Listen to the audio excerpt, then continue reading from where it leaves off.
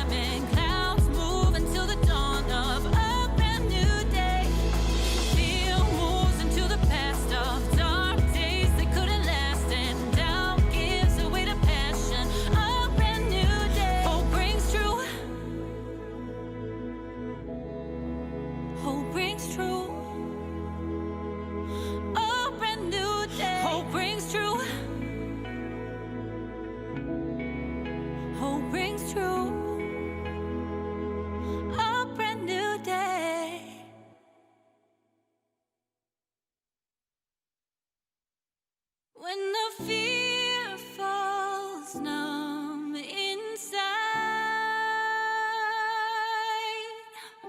and the tears you've cried run dry, tomorrow brings new life. Ooh, ooh, a new day is on the rise. Ooh.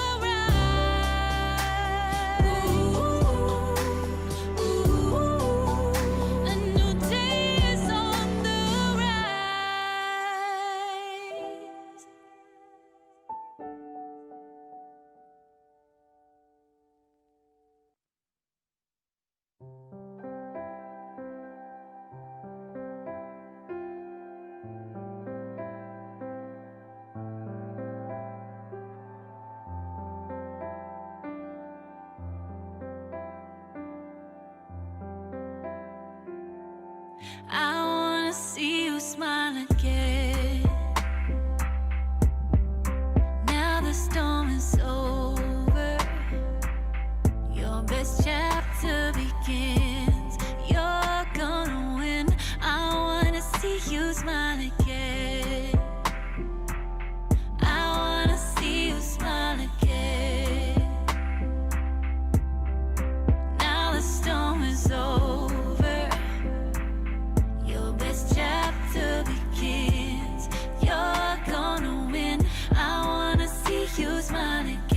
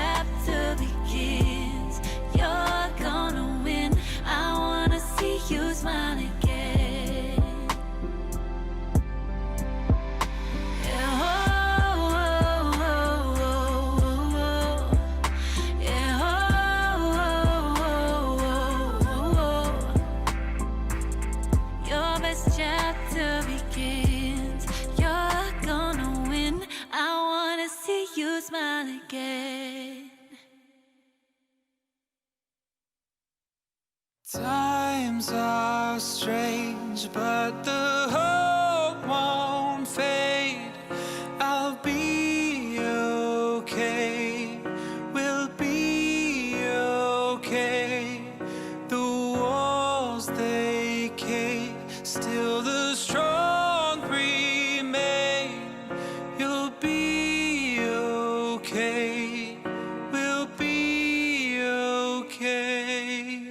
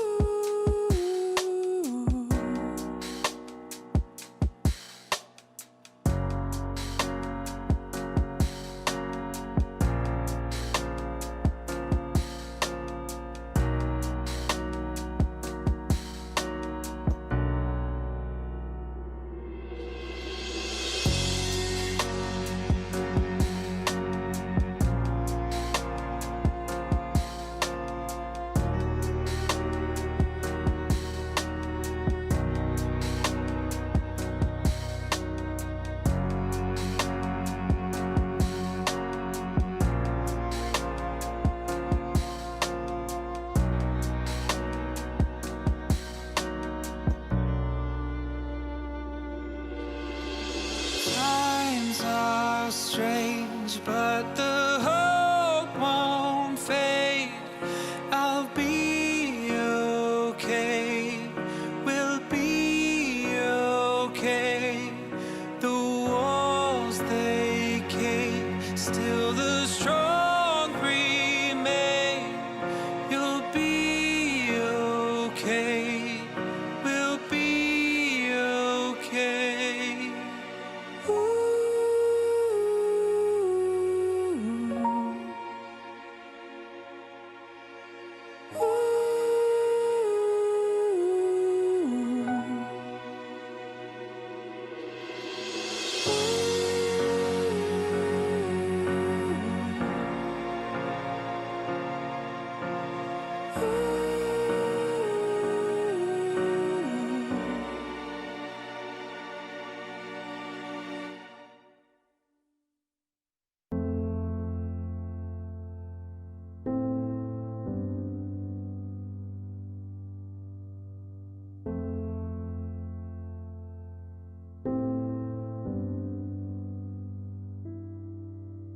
dream drifts away and your world comes crashing down, there's a new dream with your name. It will lift you from the ground, so rise up and take it.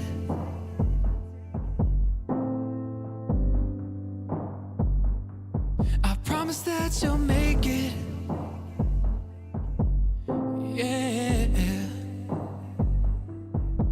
Oh,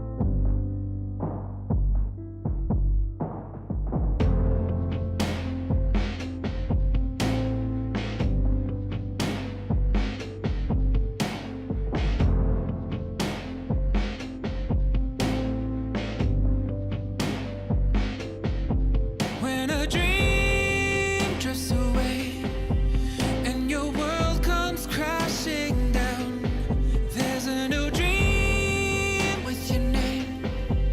It will lift you from the ground, so rise up and take it.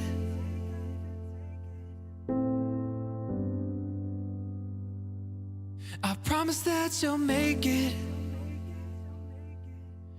Yeah.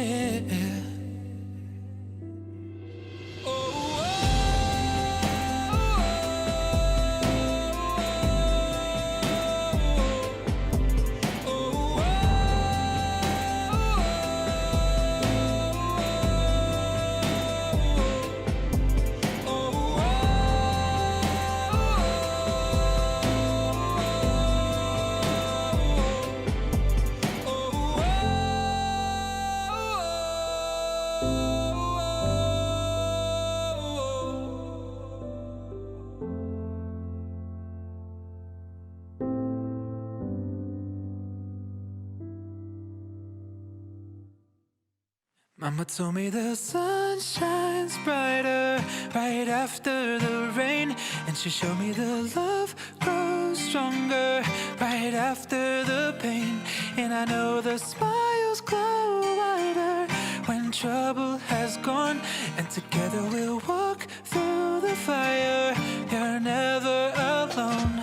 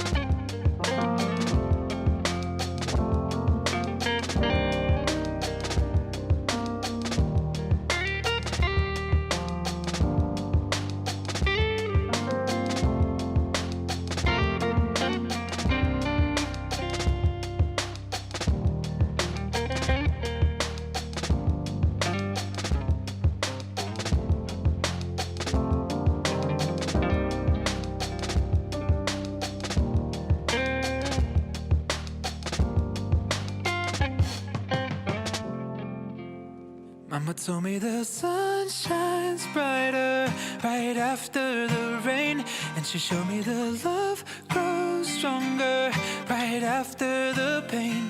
And I know the smiles glow wider when when trouble has gone, and together we'll walk through the fire. You're never alone.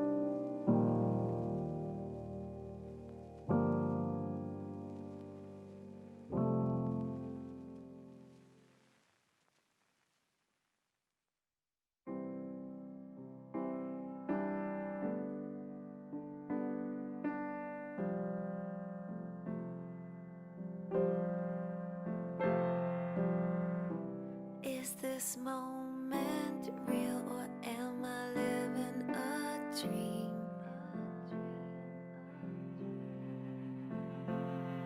I feel my heart bursting, pulling hard at my seams. If you stay here a little bit longer, I can give you everything I am. Oh, if you stay. Oh, if you stay. If you stay.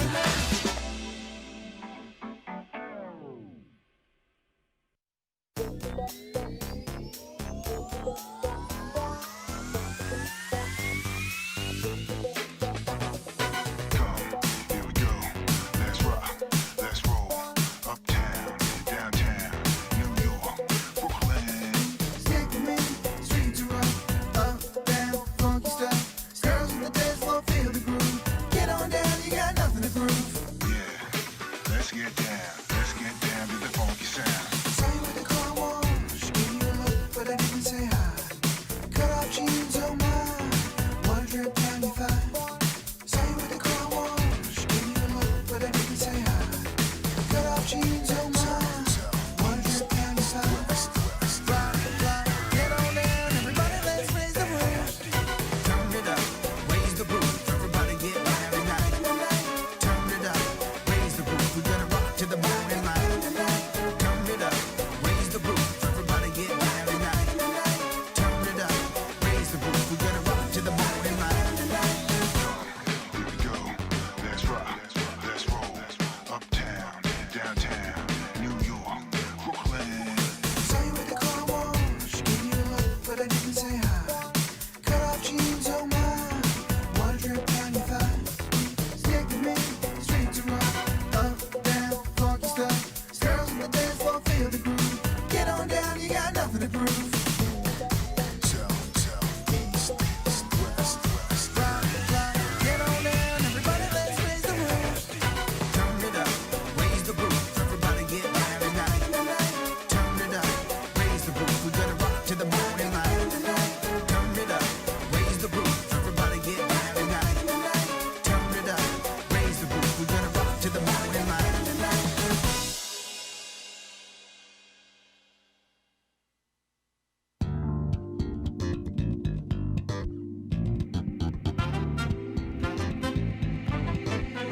I know that you're good for me, and I know that I'm good for you.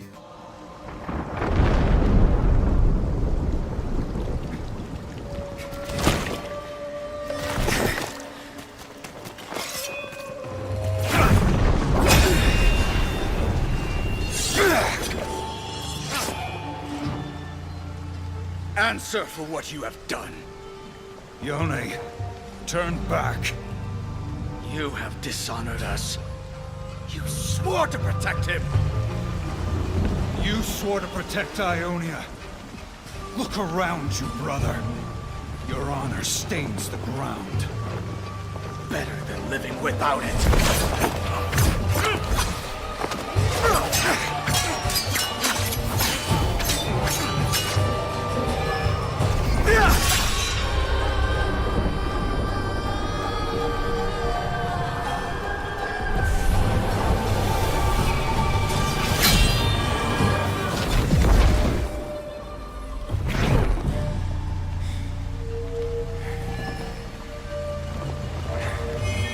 I'm sorry, brother. I will not fail you again.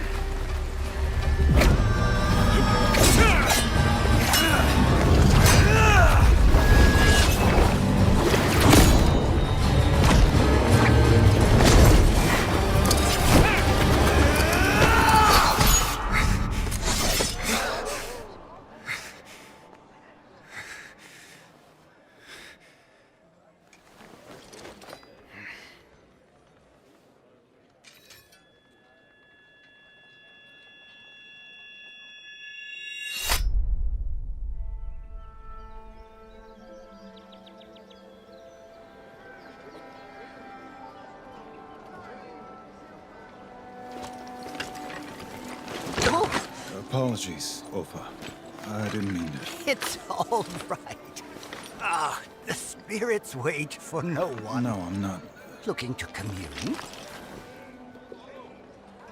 Why else would the great Yasuo come? But are you ready? Does that matter? I'll never make it up there in time. True, the road is long. Perhaps my own temple can still provide a way. The choice is yours.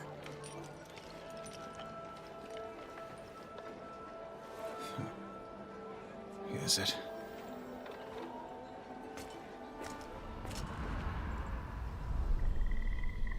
It's taken years for the spirit blossoms to return.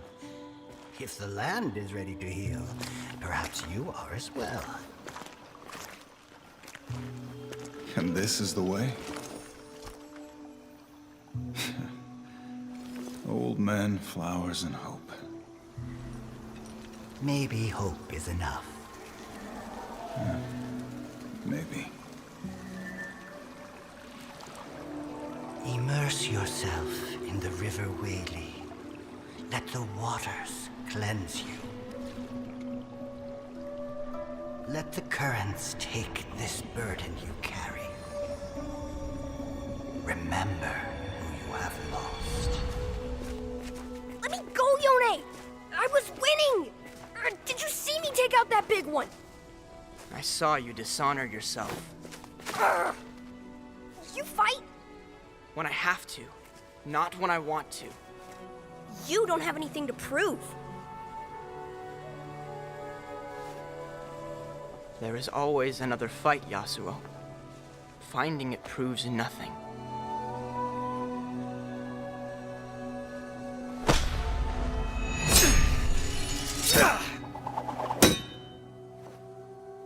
Your place is here. With Elder Suma. He trained me for this. I can help end this war. Your duty is to this school. To your master. To Ionia. Then I should be out there protecting her. I won't fail you, Yone. It seems I have already failed you.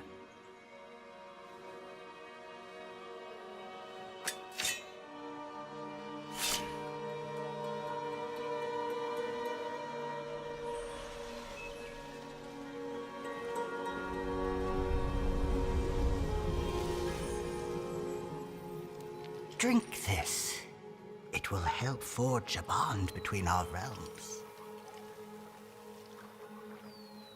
A drink rarely gets me out of trouble. Sometimes we must go looking for our demons.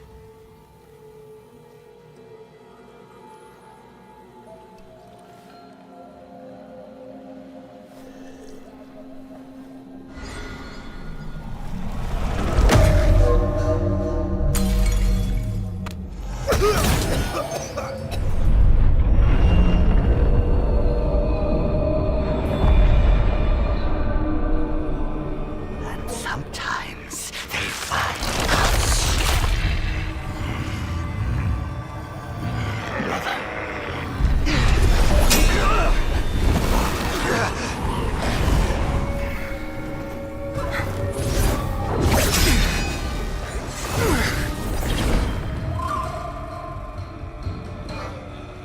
Show yourself.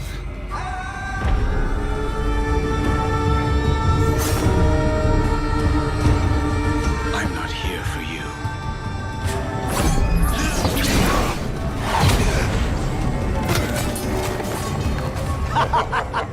Killing me does nothing, Hunter. If he lives, I will return.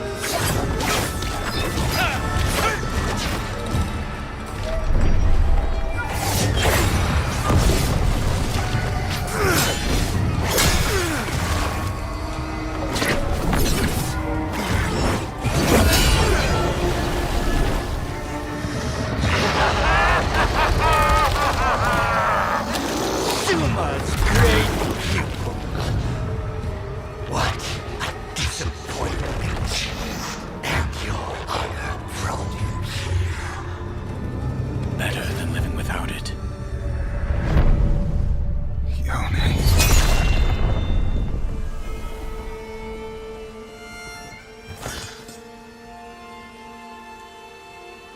I'm no murderer. Then why are you running?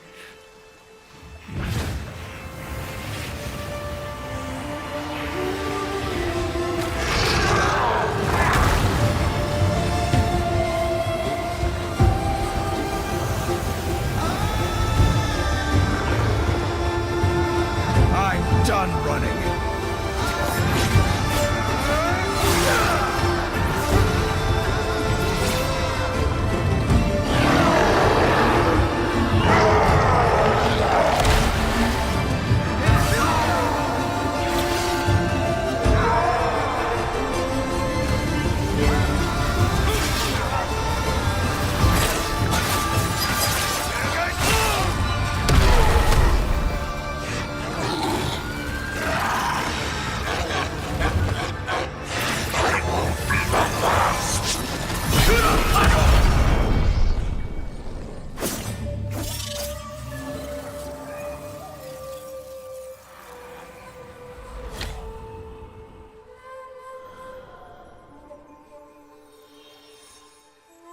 Have your revenge, brother.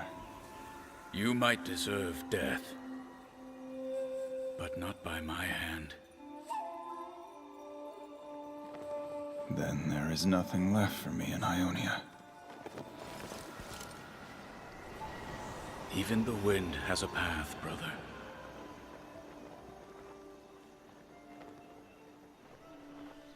Farewell, Yone. May the spirit of Ionia guide you.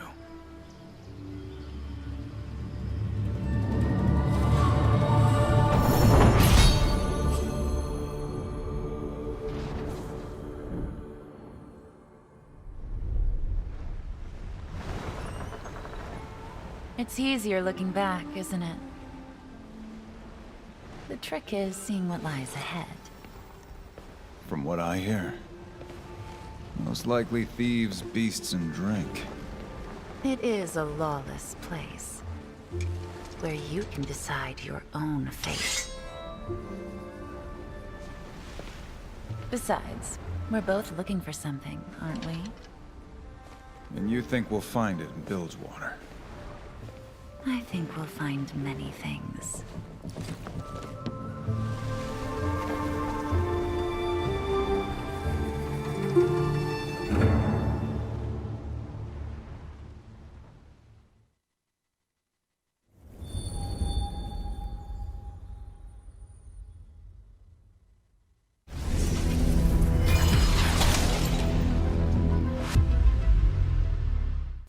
大家好，我是解说西普。云顶之弈公开赛全国总决赛举办在即，在这里就由我为大家介绍一下本次赛事的一些细节内容。16名来自各个赛道的选手将在全国总决赛的3个阶段内进行角逐。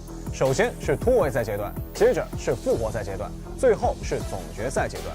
突围赛阶段，16名选手将被分为 A、B 两组，在2个比赛日内 ，A、B 两组各赛1天，每天进行3场积分赛。A、B 两组每组的第1、第2名直接晋级总决赛，第7、第8名则直接被淘汰，而剩余选手每组第3到第6名选手将进入复活赛阶段。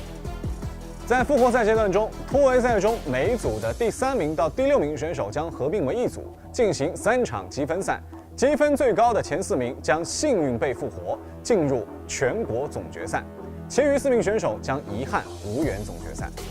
在总决赛阶段，复活赛晋级的4位选手和突围赛晋级的4位选手将进行多场积分赛，积分赛分为2个阶段。第1阶段，选手需要通过尽可能高的排名积攒积分来获得夺冠资格。第2阶段，当选手积满16分获得夺冠资格后，率先获得1场积分赛第1名的选手成为总决赛冠军，至此总决赛赛程全部结束。当然，除了总决赛冠军外，还会有2位选手有资格进入全球总决赛。他们分别是除了总决赛冠军之外，在总决赛不包括突围赛和复活赛中积分最高的选手，以及除了冠军和总决赛积分最高选手外，突围赛、复活赛以及总决赛3场积分总和中单场个人均分最高的选手。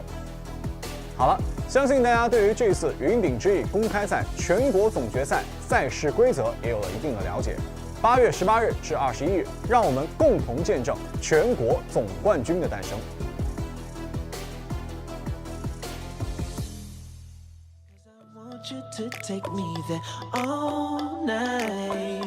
We can just turn up, keep it right here. Show the thing up, move it right there.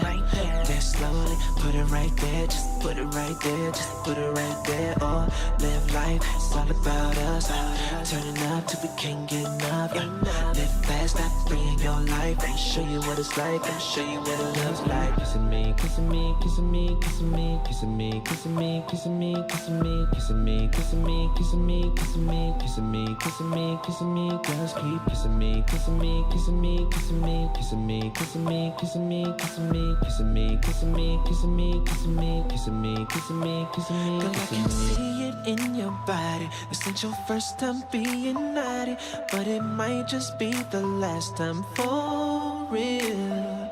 'cause I can't take it any longer. The way you move make me feel stronger, and I know just how this ends for us too. So we can just turn up, keep it right here. Show the thing up, move it right there. Dance slowly, put it right there. Just put it right there, just put it right there. Oh, live life, it's all about us. Turning up till we can't get enough. Live fast, stop bringing your life. I'ma show you what it's like, I'ma show you what it looks like. Kissing me, kissing me, kissing me, kissing me, kissing me, kissing me, kissing me, kissing me, kissing me, kissing me, kissing me, kissing me, kissing me, kissing me, kissing me, just keep kissing me, kissing me, kissing me, kissing me, kissing me, kissing me, kissing me, kissing me, kissing me, kissing me, kissing me, kissing me, kissing me, kissing me, kissing me, kissing me.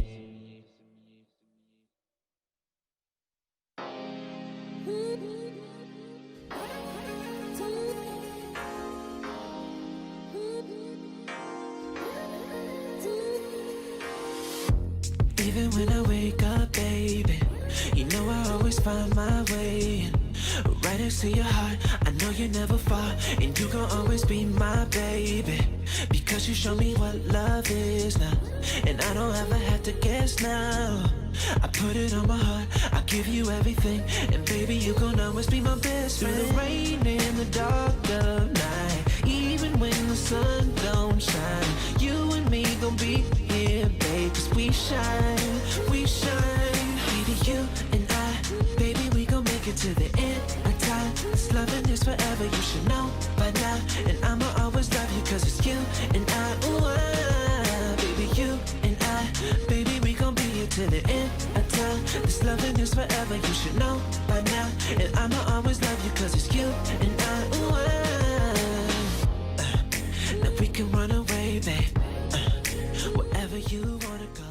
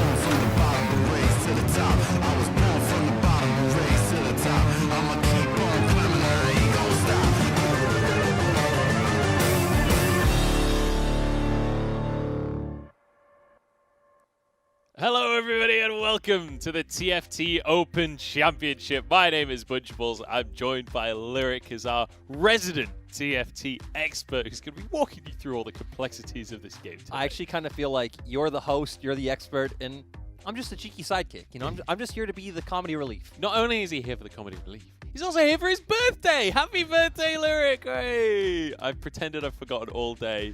Happy birthday, mate. Man, I was so excited too. I was like, cool, like, he doesn't know, he didn't mention anything, and now it's kind of awkward. Well, everyone in Twitch chat, oh I'm my sure, God. is going to be wearing party hats. I love the You can see V5 with the V5 jersey. I actually it's didn't know that beautiful. this was coming. Oh, God. Beautiful, beautiful. Well, happy birthday, mate. I'm glad you could join us, even on your birthday. Maybe go for a beer tonight or something to celebrate, but either way, we're actually here to talk about TFT. Yes. So let's kick things off here and talk about the rules of how everything's going to be going down across the course of today. And here's what happened yesterday with our standings, as we have our top three were actually tied, but it's AlphaGo and Juanzi that make it through to the finals. Exactly. And on the other end, you know, 7th and 8th don't make it through, so they're already eliminated. Koro 1 and Shikuka, which these are our two former League of Legends pros, so not a really good omen for the League of Legends pros coming in today. And of course, between 3rd through 6th are going to go to the Redemption Day, which is tomorrow, so, you know, they're still going to get another shot. Yeah, so 3rd place through 6th place, they get another go at very least, but we can have a look at some of the moments from yesterday, and most importantly, look at this, a 3-1 Yi with almost perfect items already. This was basically the dream scenario for Juanzi, and you know, his results match that. Yeah, exactly. He's feeling great going into that final day, which of course will be on Friday. And we, you know, some other cheeky compositions coming out throughout the day. We see even here having this strong composition with the Victor, already having 2 of those items in the blue buff and the Morello Namicon. Yeah, there was a lot of Victor play coming out yesterday, a lot of Master Yi's coming through. And I'm curious what we're going to see today. We'll go through our players in a couple of minutes' time, but there's definitely some interesting contenders coming onto the stage today. Some of them self-proclaimedly playing everything. I know, yeah. We have one of them today, yeah.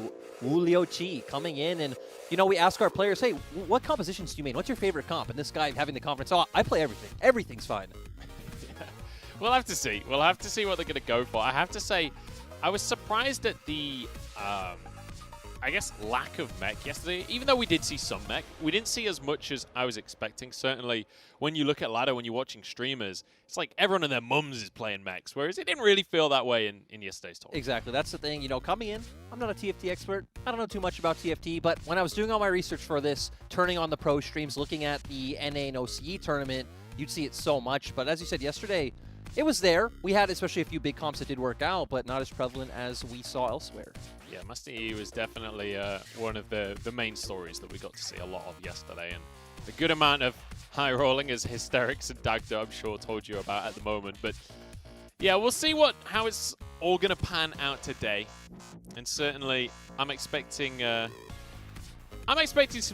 good games here today. Teemo as well actually made a good amount of appearances. I know that's one of your favorites. Oh yeah. No, I mean, even when I do, you know, bring up a game of TFT, is one of my favorites to go to. Just a very fun, cheeky champion, of course. You know, especially, you know, with his his opinion overall in the community, both in League and in TFT. His opinion of the community. No, he's a very controversial character. Yes, he is. I mean, I don't know if you've ever seen like his political stances, but I don't want to. His cocktail skin is enough for me. Let's look at the rules though of how everything is going to be going across the course of today and the next couple of days as well. As you can see right at the bottom there, we're on day number 2. We're in the second group stage, Group B here. Then tomorrow will be the redemption bracket, and then the day after will be the finals. Yep, and of course, you know, we have 12 players from 3 divisions. 4 city players participate in the TOC regional finals. 3 players overall will go to that TFT Galaxies Championship, though. They certainly will, and that is what is on the line here, because this is a qualifier. Ultimately, you're not playing for prize pool right here and now. You're playing for the opportunity to play on the international stage, and we'll see who's going to be able to make it through out of our team. And I have to say, based on yesterday's results, I'm not feeling so good for the streamer division that are moving in today. Yep, but, you know, of course, the rules for the group stage are 16 players are split into groups A and B based on a random draw from each division. Each group plays 3 matches, so we will have 3 games today. And, you get points based on your placement, so ranking first gets you as many as 10. Sadly, if you finish last, only getting that 1 point. Yeah, and important to mention as well, first, second, third, each have a 2-point jump up over each other. So it's not just about grabbing that top 4 every time, it's about how high you can get within that top 4. First place actually matters a lot in this tournament. Yeah, and as we said, after the 3 matches, the top 2 in points go straight to the finals. 7th and 8th are just out, and 3 through 6 will be playing tomorrow. Yeah, so do not finish in 7th and 8th. Do not be Shukuka and Koro. Don't play League of Legends professionally. Yeah, apparently that's the rules here. But yeah, 8 players from the group stage will participate 3 matches with accorded points based on placement, if I can read. But yeah, obviously, as you said, the top 4 players out of the redemption tomorrow will go through into the finals with the top 2 from each group stage as well. And then out of those guys, top 3 will be decided to move forward into... Oh, you're pointing at me. Yeah.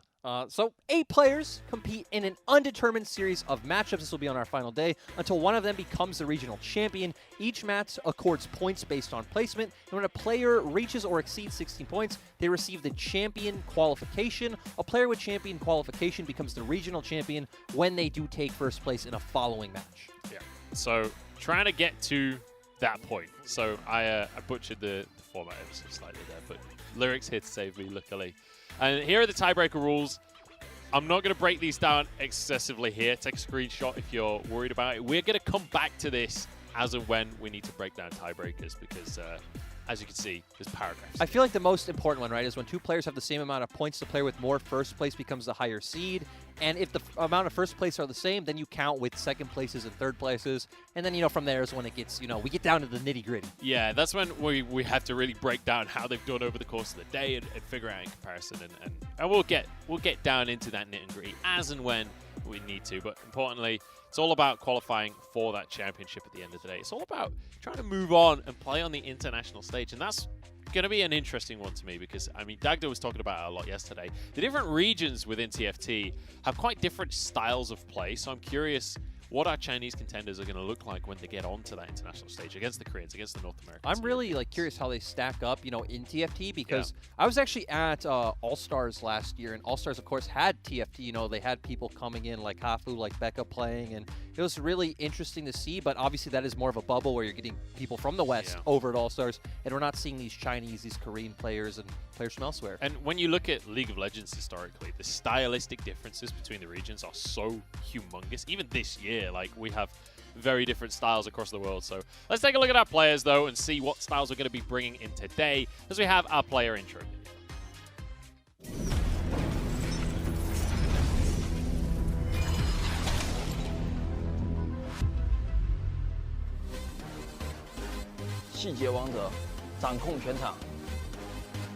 操作浪不运营，最强刺客，看我的！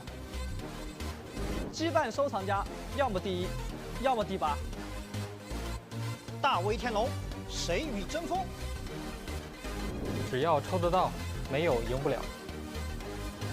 运营无极限，9级我是神。打运气游戏，反正仙术游戏哦。发牌爸爸，请再爱我一次。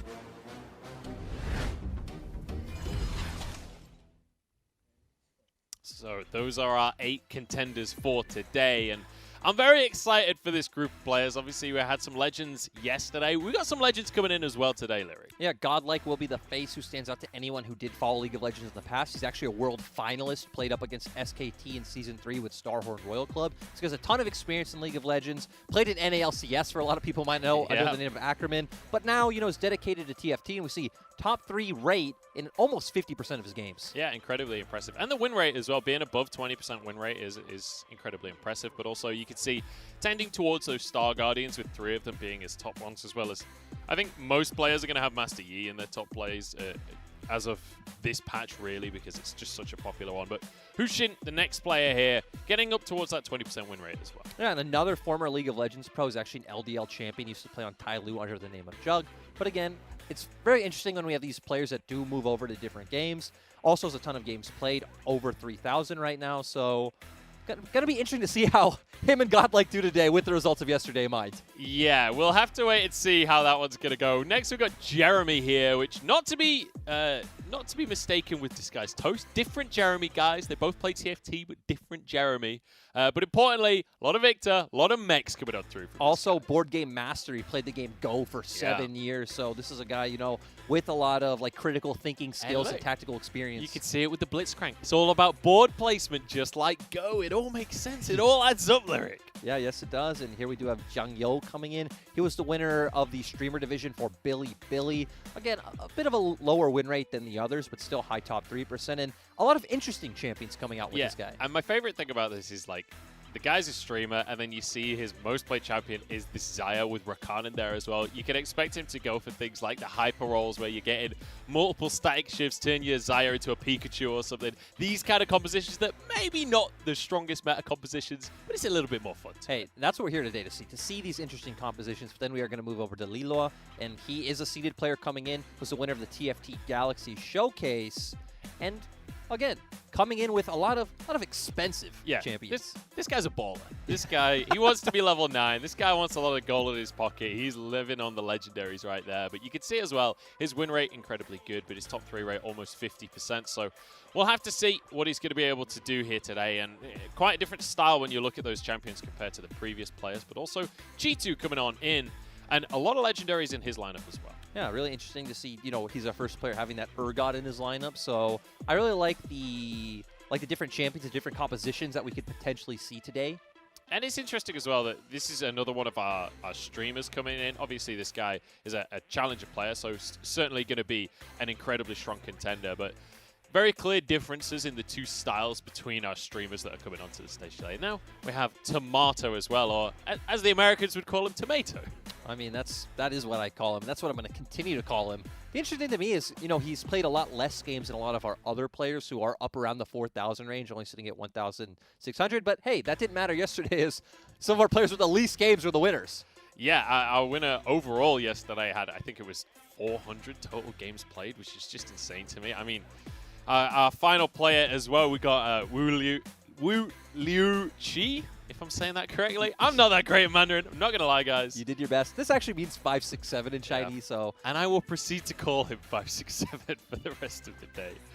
But yeah, importantly as well, he's going to be looking good, looking towards things like the mechs and a lot of Dark Star in there as well. Yeah, this is his first time participating in a major event, so, you know, congrats to him. Going to be really nice to get a first look at him today. Hopes to fight for 8th and stay on 7th.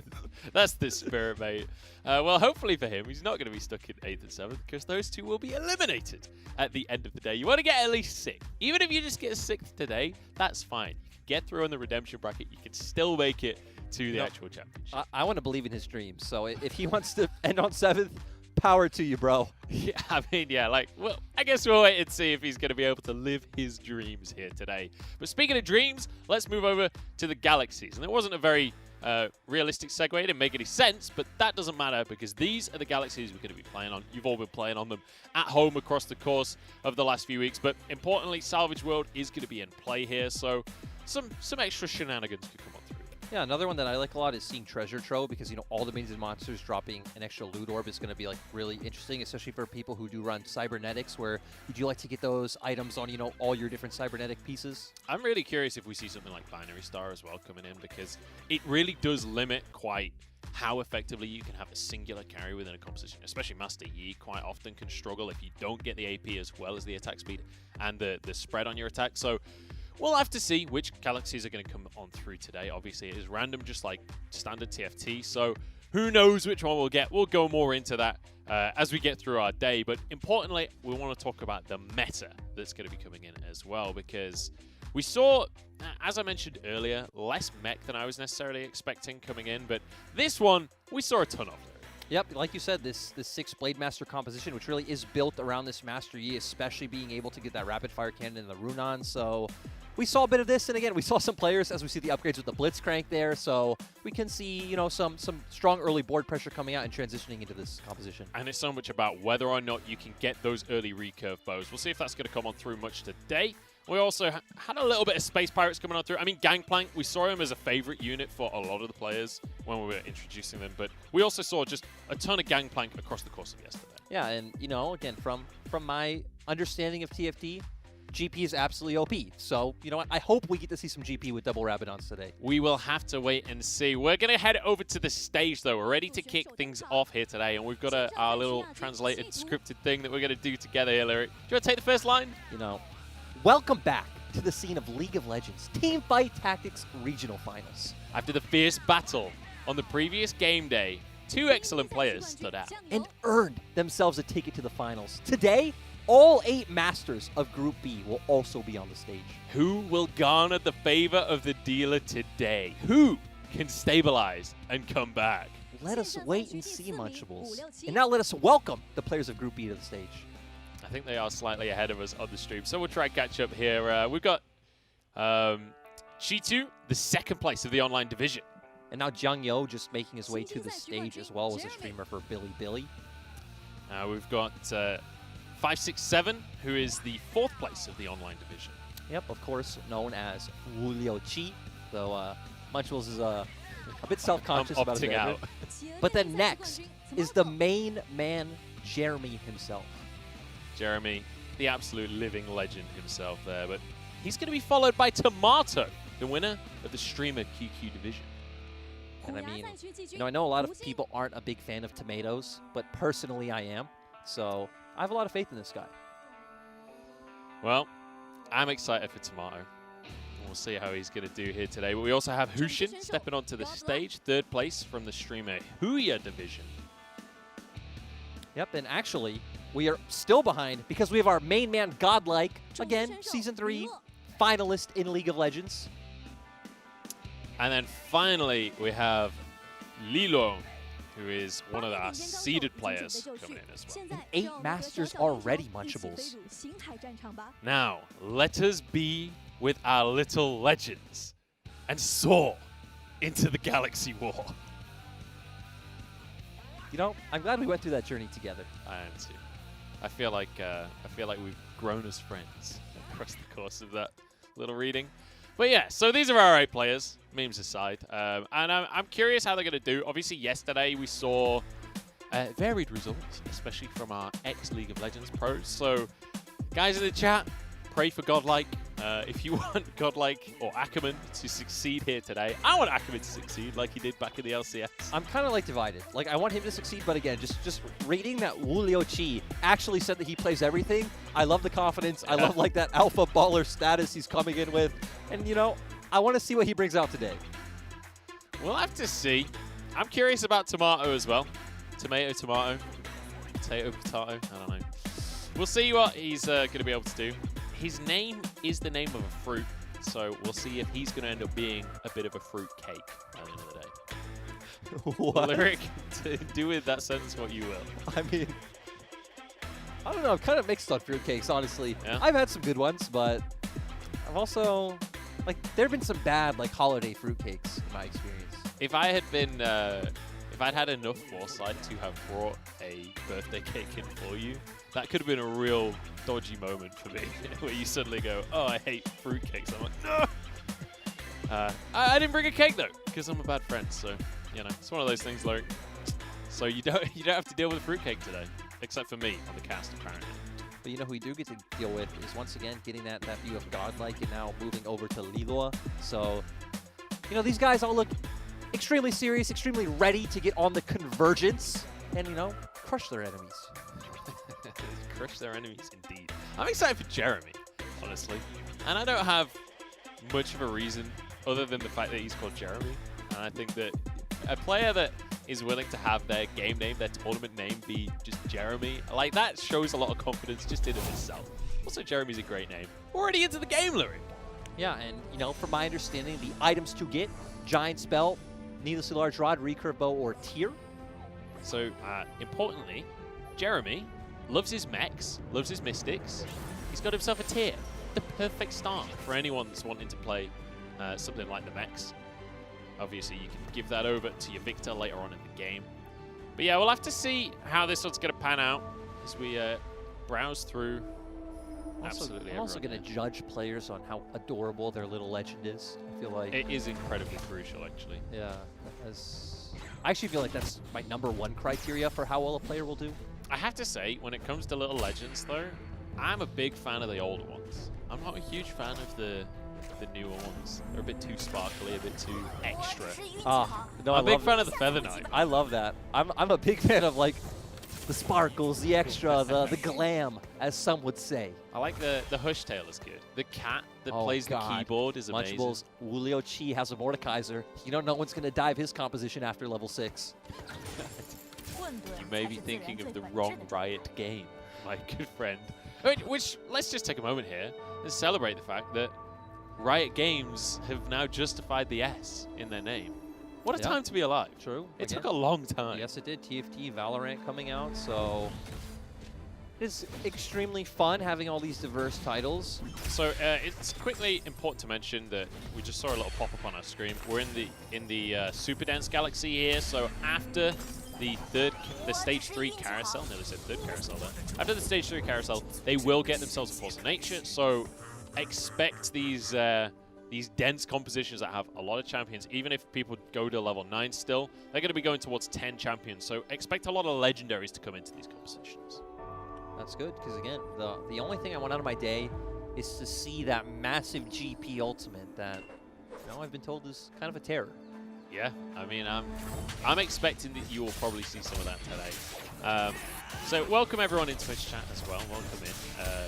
You've got myself and Lyric cast in here today, and I just want to give some context here. Suckers. We may not be the best TFT players ourselves, But we're going to be here. We're going to be enjoying this show with you guys. Look, we're going to be learning as we go. We've got some cheat sheets that Dagda gave us. To translate this, welcome to the MLE podcast, the Munchables and Lyric experience. We are here to guide you through this amazing time. And look at this. We've got 4 tiers across the items so far. Got a bunch of recurve bows in there as well. But importantly, those 4 tiers represent the tiers of the players that didn't get that extra mana. Because they're going to be crying when Syndra's ulting them every 2 seconds in the next few rounds. Yeah, it was also interesting that I think 3 players had recurve bows, and obviously that right now is one of the go-to items, being the Giant Slayer on Cybernetics, Titan's Wrath on Mech, or we saw the Master Yi items, right? Both the Rapid Fire Cannon and the Runons. Yeah, and I think that's going to be one of the crucial ones, is seeing who commits to something like Master Yi earlier on. If you're able to get the early Yi, if you're able to get multiple recurve bows early on, you can commit to that kind of composition very aggressively. And we saw a couple of times that happening yesterday. And it's the kind of composition you pretty much, if you've got a Yi early, if you've got the right items, you're pretty much going to guarantee yourself top 4. I mean, again, that sounds very familiar from the game that I come from, that, you know, if a Yi gets fed, if a Yi gets items, it's going to be on your back line. He's going to be carrying the game. So I'm glad, you know, at least my experience does translate over a little bit. Are you going to start coaching TFT soon? Is that where we're going with this one, Lyric? Oh, God. I feel bad if I would take money from someone to talk about TFT. Well, I have to see. Yeah, I don't know. But hey, we have Jeremy on our screen right now, and, you know, his little legend is quite nice. Some in-depth analysis there coming up through. Yeah, we're going to have to see what goes on here. And especially when we get a couple of rounds in, I'm curious who's going to be on the win streaks, and we'll take a look at what they're doing with the And the level 2 Poppy right now is just such a menace. Jeremy not able to get past it, going to lead Zhang Yo to a nice win. Important to mention, though, Jeremy, even if he is losing this round right here, he already has a Master Yi. He's got a Yasuo that we saw on his bench as well. He's the guy that could go for that commitment to going for the Master Yi. And we can see his board here on our screens. The only issue, though, is he's got a Brawler's Glove, he's got a Tear, and he's got some armor, which are pretty useless when it comes to Master Yi specifically. So maybe he doesn't commit to this composition. We'll have to wait and see what he's going to get on things like the Carousel and the next couple of minion rounds. Yeah, but now the observers are deciding who we get to follow, and we're going to stick with our boy as he faces Hushin. Again, another former ex-pro, and you know, he does have that Rumble already down, so potentially signaling he could go towards something like a mech. But this early on, right, players have so many pieces they can really pivot anywhere. Yeah, and I think as well, it's one of those things where you get something that's a good level 3 early on, you can pretty much just slam it onto the board, try and find yourself a bit of a win streak. A lot of the players are going to be focusing on just trying to get some economy early on. You can see Hushin already has the 20 gold for his income, so you can expect Hushin, he's just going to be running with whatever he happens to get. Level 3 units are going to be great if he can level up any units to level 2 as well. And just try and find whatever synergies he's given while he builds his economy. And to give a bit of context on Hushin, he did say his 2 go-to compositions are Astro Snipers and Mech Sorcerers. Those are the 2 he's most comfortable with. Interesting to see 567 at the top of your screen there. Already went for a Last Whisper himself, so potentially looking to go for something like the Blade Masters, where you can go for that armor shred very early on, get yourself an Infinity Edge, and just try and annihilate through any of the tanks. Again, to me, he's Mr. Confidence. He's a guy that can play anything, so I like it when we're setting up Wu Liu Qi to be this dominant force on the convergence.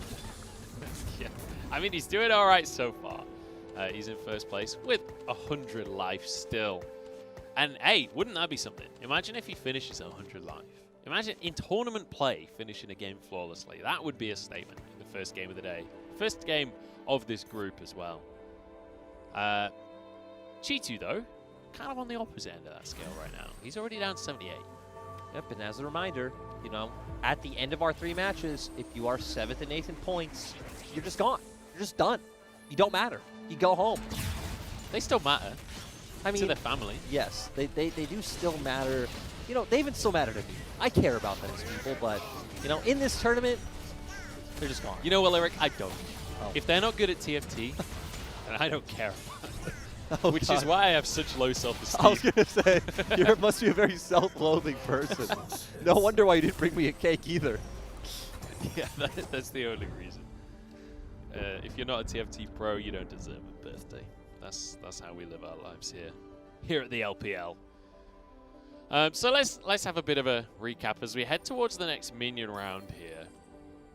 I'm a bit curious what these players are going to be doing, because Tomato, he's managed to find himself in 8th place. Which player was it that was saying that they were longing to finish 7th, 8th? Was that Tomato? I think that was 567. I think it was 567. So he's not doing so hot on the finishing last run right now, but I guess you could see that as a I do want as a to. positive. I don't, because I feel like we need to judge people by the criteria they set out for themselves, by their goals, and if they're meeting those goals. And he's very far off. Yeah, 567's KPIs for this quarter certainly not hitting the mark just now. So we'll have to see in our next one-to-one review. His first major tournament not hitting his goals. Oh, jeez. So on to the what are these called? I feel like they are just Krugs. They're just space Krugs. I would just call them golems. The golems are the Krugs. Oh, I guess they're not. It's like blue buff. Yeah. Yeah. Yeah, I guess you're right. They're not Krugs. More like a They're golem. like the Stone Bros from the olden times. What Krugs used to be. No? No. I feel like golems just, you don't find. They were golems. The Stone Bros were golems. I don't even know what the Stone Bros are. It's what was in the Krug camp before the Krugs became the Krug camp. Yeah. It was just like mini blue buffs. Yeah, it was just mini. Okay, now we're on the same page. Okay. It was just mini. I wasn't expecting to have to like remind you what they were. Yeah, they were golems. Anyway, TFT. And there we get the Force of Nature that we talked about coming out. Yeah, Tomato is struggling here, mate. He is not doing so hot. He's got a good bit of economy going, but he's already down to 60 at 3-1, which is and obviously ideal. His protectors on the board early on has a bit of Star Guardians, but doesn't have a lot of the level 2 units that we see a lot of other players already being able to pick up. Take another look at his board, at what he's got going on for himself in a minute. So we do have, he's got a bit of AP there. He's got an A tier, but the problem is he doesn't have a second tier to go for, something like Spellcasters. Doesn't necessarily have a crit glove or anything to be able to turn that into the spell crit. So, I don't know. We'll have to see. Hopefully his luck changes. His economy is in a pretty decent state since he's on the 5-loss streak. And he's crushing Jeremy. This actually might be bad for him, honestly.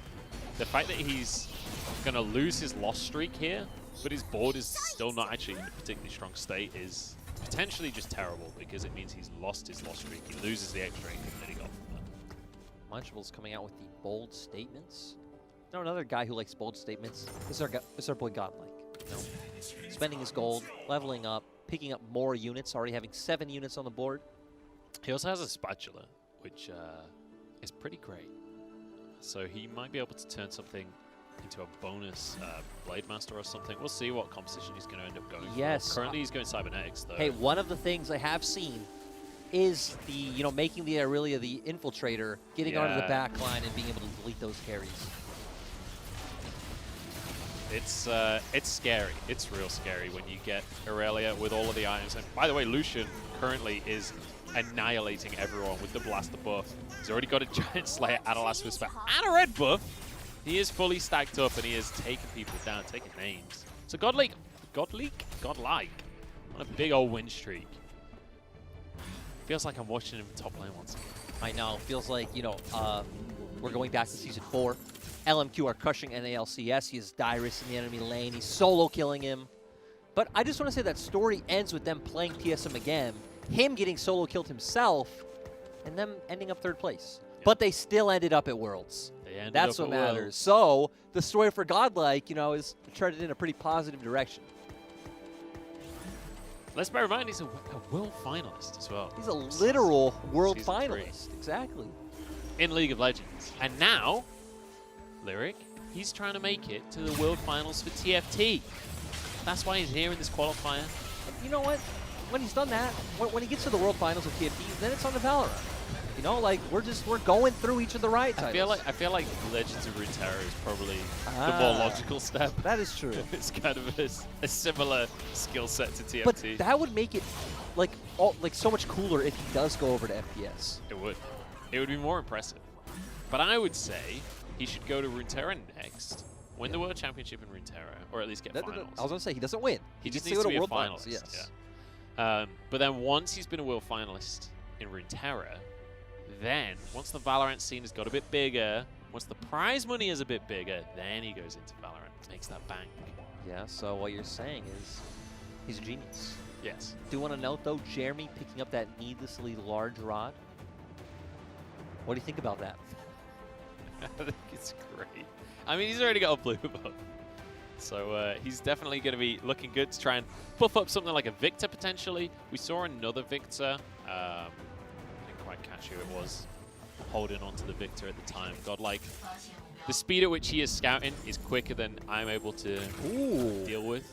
And that's a double force of nature. Yes, exactly. Which, important to mention as well, when you're going cybernetics, force of nature is fantastic because it still counts as one of his items, so you do get the buff on your cybernetics units. But also, he could theoretically go up to 11 units now, which is pretty broken. You know, I do like to keep things simple, especially here. So more units equals pretty broken. Yeah. Yeah, we can run with that. Cool. I'm just impressed that he's managed to get 2 spatulas for himself on top of the extra force of nature you get from being in the Super Dance universe. Like you said, his Lucian right now is so terrifying. He's chilling. He is honestly chilling. He's on a 7-win streak. Look, if there's a guy who knows how to handle pressure, it's this guy. Even look at his name. Like, how do you have the confidence to pick that name and not have, you know, true confidence? Though, he actually didn't pick the name. His friend picked the name for him because he went to his friend. He's like, hey, apparently I need to have an English ID. Like, Riot requires it. And he's like, can you give one to me? And his friend's like, there you go. Oh. So, I feel like you've answered your question there. True. Of how do you have a name like Godlike? See, your friend gave you it. I was going to say, like, I might have not gotten chosen to come here today because of TFT, but I'm the Godlike expert. I know everything. Season 2, spamming Renekton on Ionia server, streaming, competing against PDD, getting picked up. When's his birthday, though? Oh, God. Oh, God. Oh, Godlike. Yes. You know, I'm gonna, you know, just take a shot and say it's today. We are kindred spirits. By the way, Twitch chat, it's Lyric's birthday right now. If you want to give him a present, chuck him a follow on Twitter. So that means send him a picture of a party hat or something. No. Here's the present. Everyone get in his DM. Please just don't flame me too hard. There we go. Happy birthday to me. Yeah. There's Lyric's birthday present. Twitch chat isn't allowed to flame either of us. That was pretty big brain. Oh, God. Just somehow make it my birthday, too. Well, now we have the weird void, like, turtles.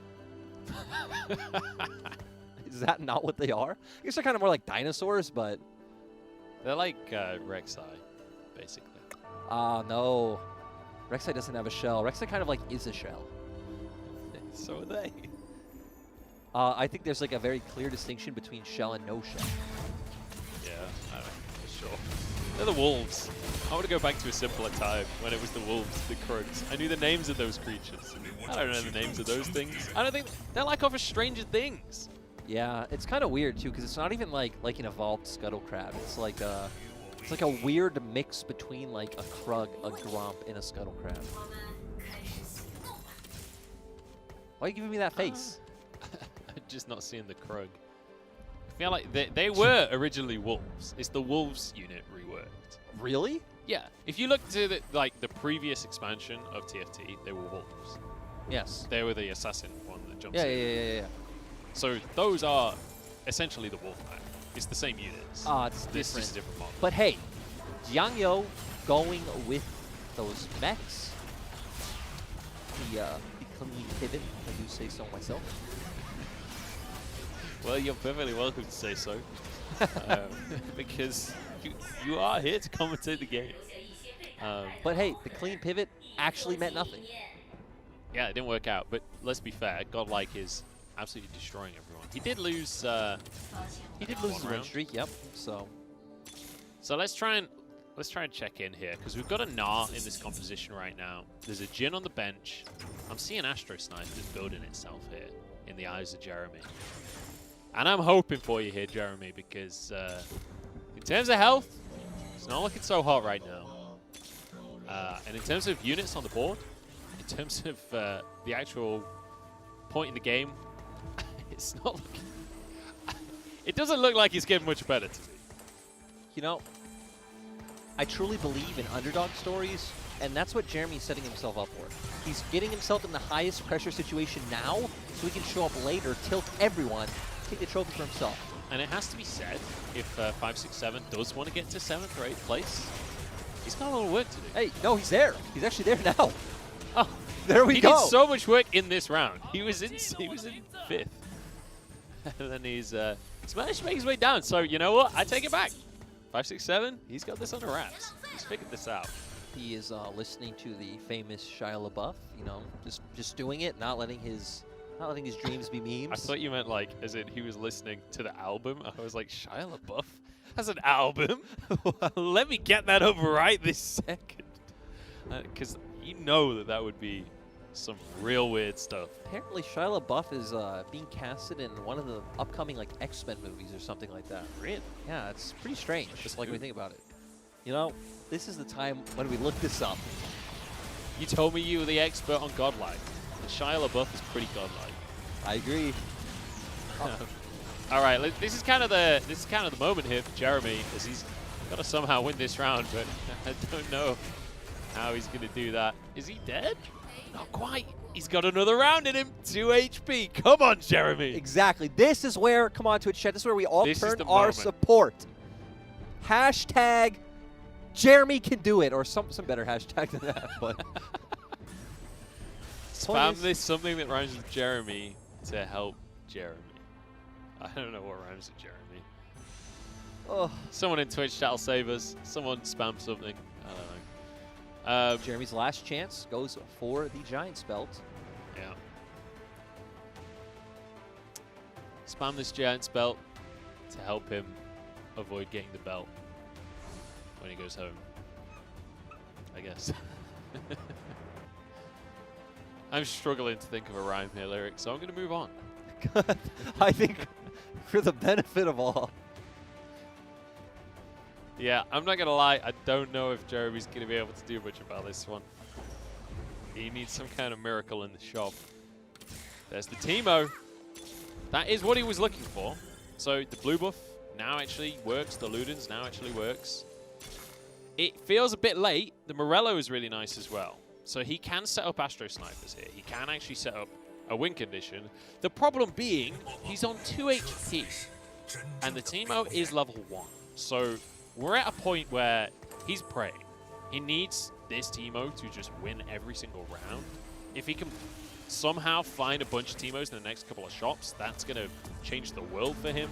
He's hiding behind the trees because he can't bear to witness what's about to happen, but maybe Teemo can do it here. The Shrooms are going out.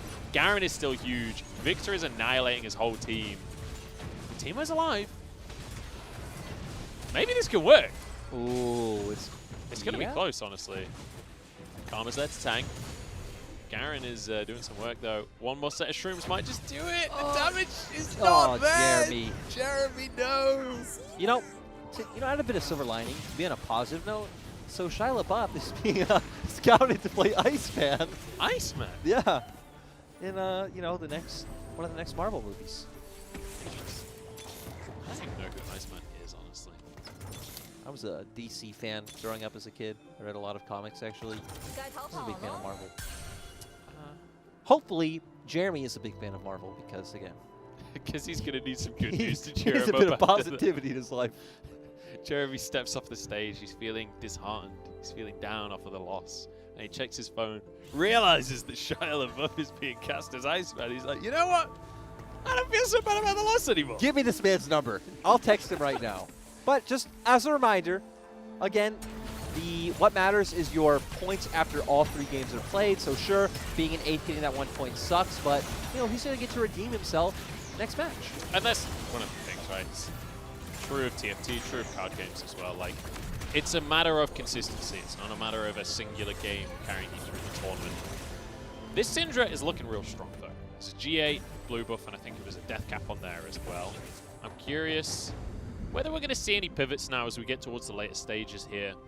Do you have 567 is well and truly on track right now to get towards that 7th place. Yep, that he was running cybernetics. He still is running cybernetics for that matter. True. But hey, now we are looking at the man himself, the guy dominating the board. And can we just say what a stark contrast this is to our veteran players yesterday? From Cora 1 and Kitties, yeah. Yeah, they didn't do so hot, both being knocked out of the tournament. But Godlike, looking fantastic, living up to his name. And he's in first place. He's on his 2nd win streak as well. We saw him on, I think it was a 7 or 8 win streak earlier on. Now he's on a 5 win streak as well. And we'll get to the point now where the players that have managed to get to this point, get to good HP, and still maintain their economy are going to be in a fantastic position. Because we're in this super dense universe, you're going to, or galaxy, sorry, you're going to get the opportunity to start to just slam legendaries that you can find. The people that are getting to level 9 first are going to be in a fantastic position. Yep, and like you were saying, Godlike in a fantastic position to do that. Tomato as well, you know, having a bit of a win streak himself.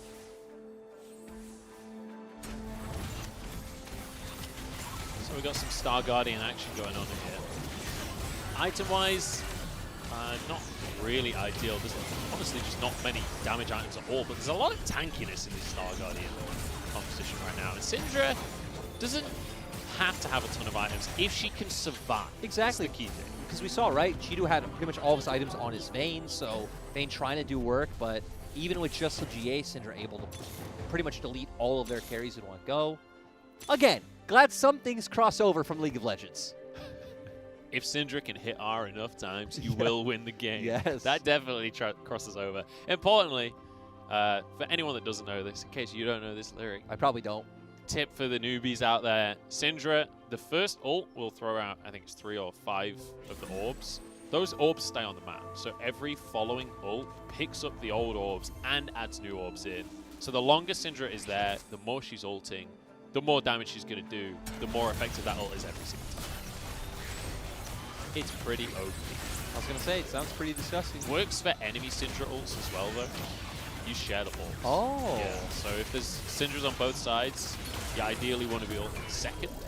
Shout out to Dagda for that little tidbit. As, unfortunately, for 567, he's not going to hit 7th place. Yeah. No. I'm a bit disappointed in him myself, but, you know, if he is going to actually get a good placement, I guess he can live.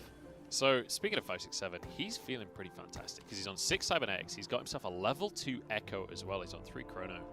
He is actually, I'm thinking, going to start maybe getting a bit of a win streak, especially with a couple of infiltrators in there. If he can find the carries. So much of this is now going to be about positioning on the back of the board to get your infiltrators into the right spots. So, positioning, the items, the game knowledge, all that's cool. What about the mental aspect? What about him coming in, saying he wants to finish 7th or 8th, mind gaming everyone, and then, you know, putting a spin in everything and now crushing them all? I don't know if I'd go as far as saying crushing them all, because he is down on 20 HP right now. But it looks like he's going to win this round out. So Cybernetics paying off here. He's going to survive. So what you're saying is, if like the competitors are a piece of paper, he is not like actual scissors. He's like the school-friendly scissors that are meant to not hurt anyone, so he still gets the job done. Yes. Sure. Well, we can run with that. It's like the scissors that they're not very good at cutting people. They're just good at cutting paper. That's what you're referring to, right? Yes. Yeah.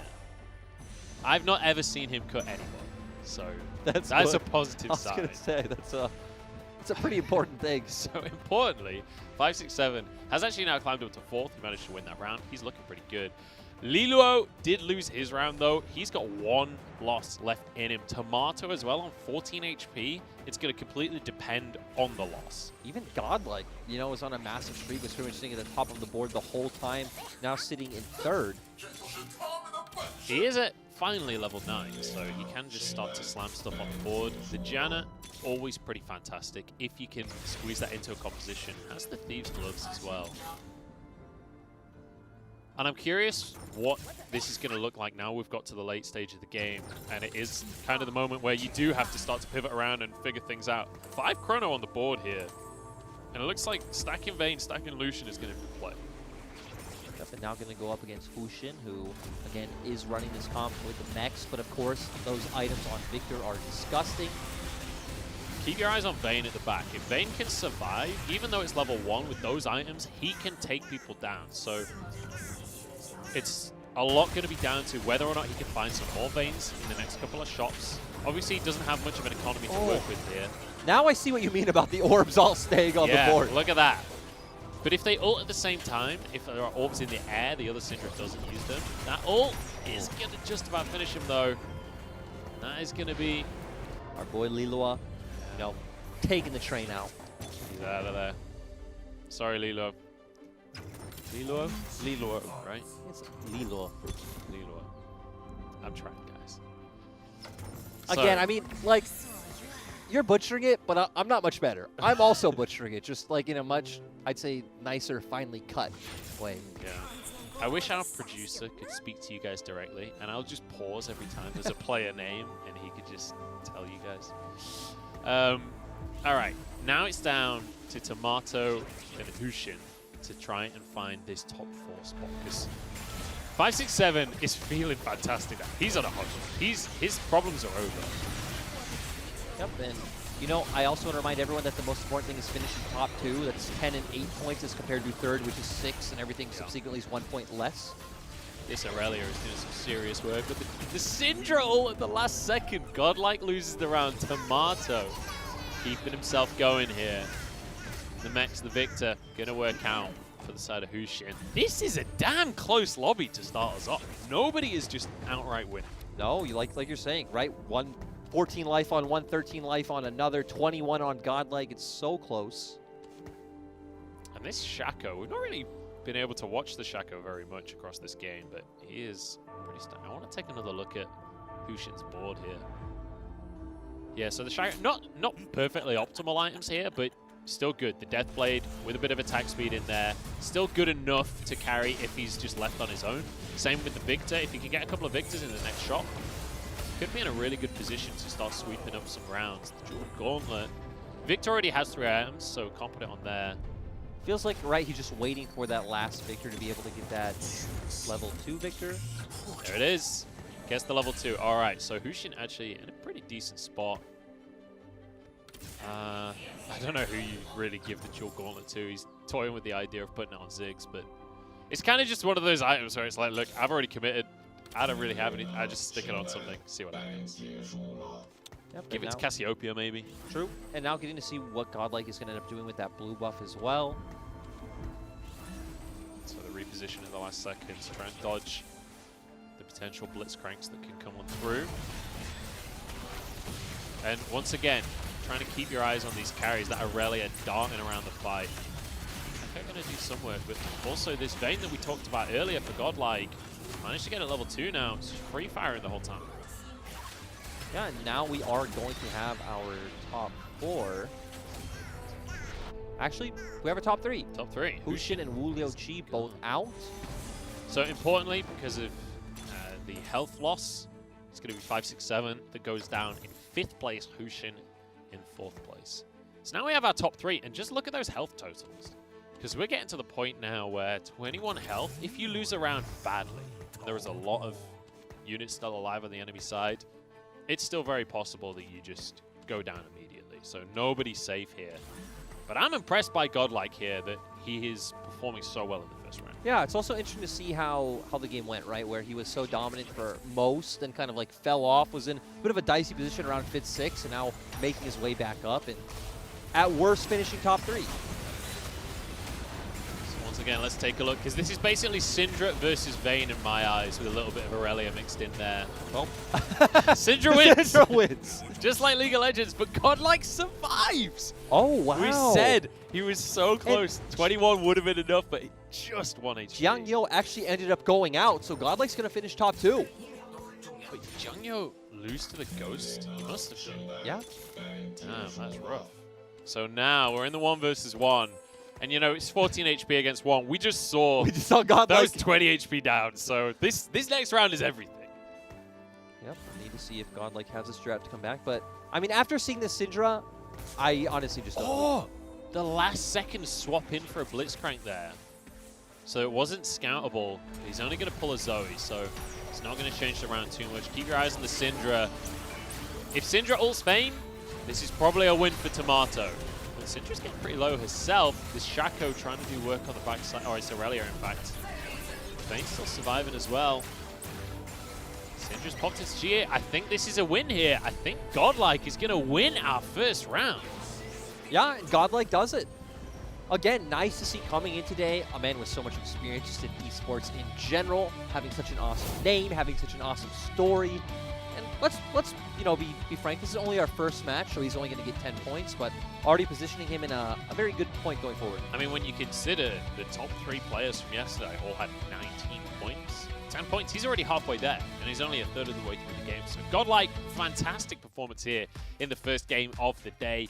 I'm excited to see if he can repeat that performance, because just 2 wins, basically, you're going to be qualifying at that stage, or near enough at very least.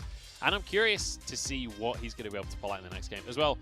Commiserations to Tomato, but 8 points still going to be fantastic with a second place finish. Feels, you know, the only player I really want to heavily criticize is Julio Chi. You know, finishing way off from that 7th, 8th spot that he was aiming for. Yeah, I mean, he said at the start of the day he was aiming for that 8th place, 7th if not. Well, 8th place was taken right at the very start. Yeah, I forget who it was that fell out so early. We'd players like Leela not performing so well, Hushin not doing so well himself. So I think it was Chitu that fell out right at the very start of the game, where he was trying to put the Astro Snipers together. Teemo came in at the last possible second. Wasn't able to take down. And he was like 10 HP away from finishing the fight as well. It was a heartbreaking defeat there, but it's one of those games, right, where sometimes you do just get in the lobby, you get the wrong items, you can't get any level 2s of anything, and it's just a sad time. That's what it looked like for him, right? Again, he was trying to build towards those Astro Snipers, and he had things like the Jhin and the Ashe on the board, but level 1, no items on pretty much anything other than his Teemo, and I mean, didn't work out for him. It did not. So he's going to be unhappy with that first round, but across the board, I think quite an interesting series here in that we didn't see these Victor carries being the absolute dominant forces like we did yesterday. Victor, I would say, was the primary carry on most of the winning compositions. So interesting to see the Syndra coming on through here alongside things like the Vayne and the Aurelia. So I'm curious if that's going to be a theme here today, whether that was just a stylistic thing for, hey, this is what I got in this game, or whether this is compositions that these guys are going to lean towards. That's one thing I'm interested in, like learning today myself is, do metas break out within, you know, small tournament days like this in a game like TFT, in card games? You know, are these teams like, okay, like this just feels strong right now. Maybe I'm not the most versed on it, or, you know, so on and so forth, but I'm going to aim for this style composition. Yeah, they certainly do in card games. I've cast a lot of card games over the years, and thanks to the way that the ban system works and things like that, metas definitely develop over the course of a tournament.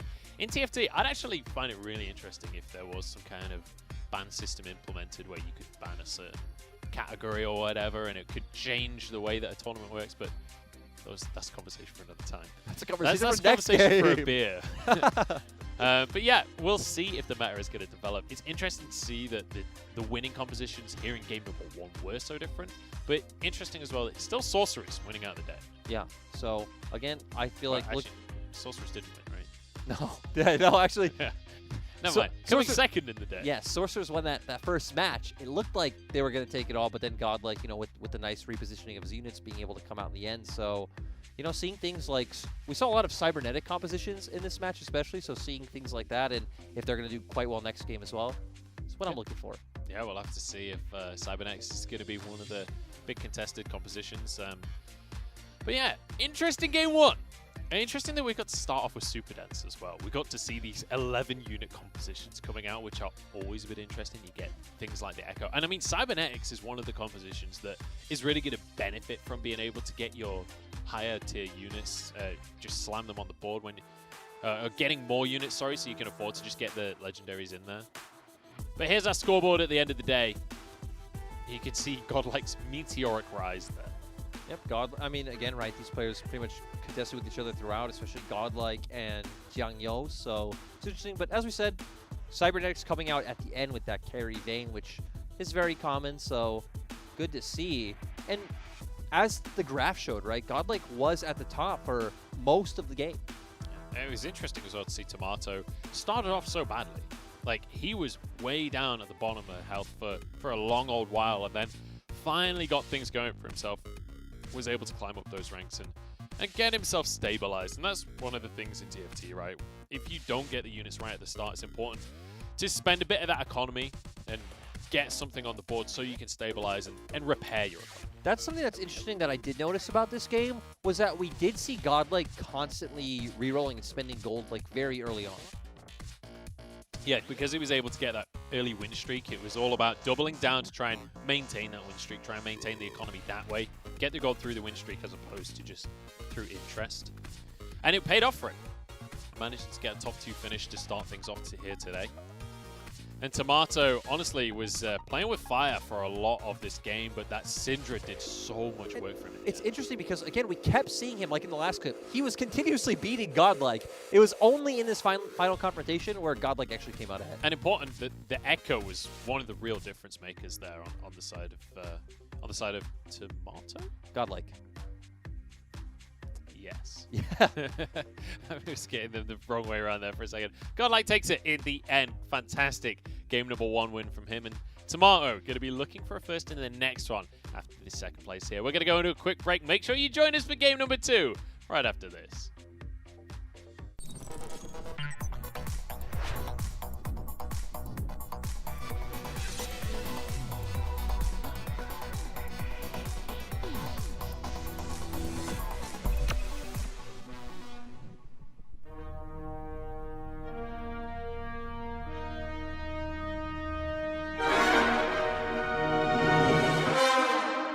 Yo, everybody, this is TFT.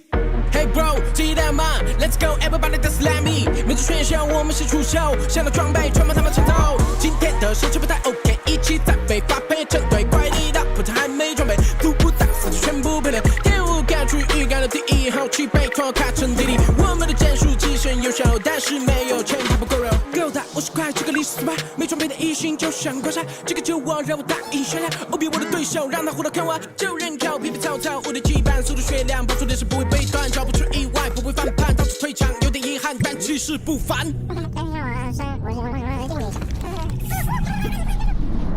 我就在下一局等你，下着我们的期待的胜利，大家一直都在等你，最强羁绊我们待在一起。我就在下一局等你，下着我们的期待的胜利，大家一直都在等你，最强羁绊我们待在一起。参加这 party， 立定志意，9年一届的胜利。参加这 party， 大家在云顶等你 ，You and me。本国。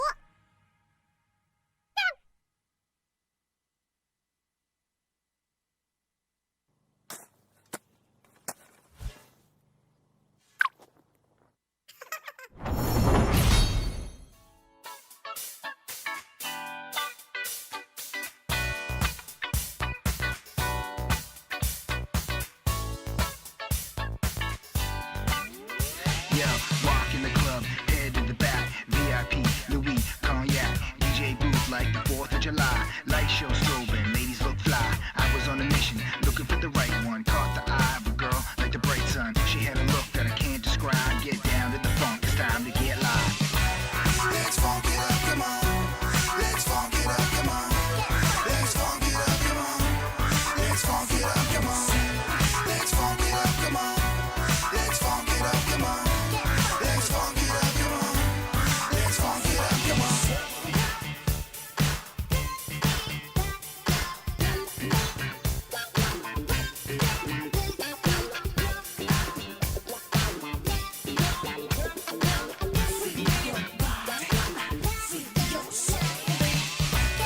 Let's funk it up, come on. Let's funk it up, come on. Let's funk it up, come on. Let's funk it up, come on. Let's funk it up, come on. Let's funk it up, come on. Let's funk it up, come on. Let's funk it up, come on. Let's funk it up, come on. Walk in the club, head to the back, VIP, Louis, cognac, DJ booth like the 4th of July, light show strobing, ladies look fly. I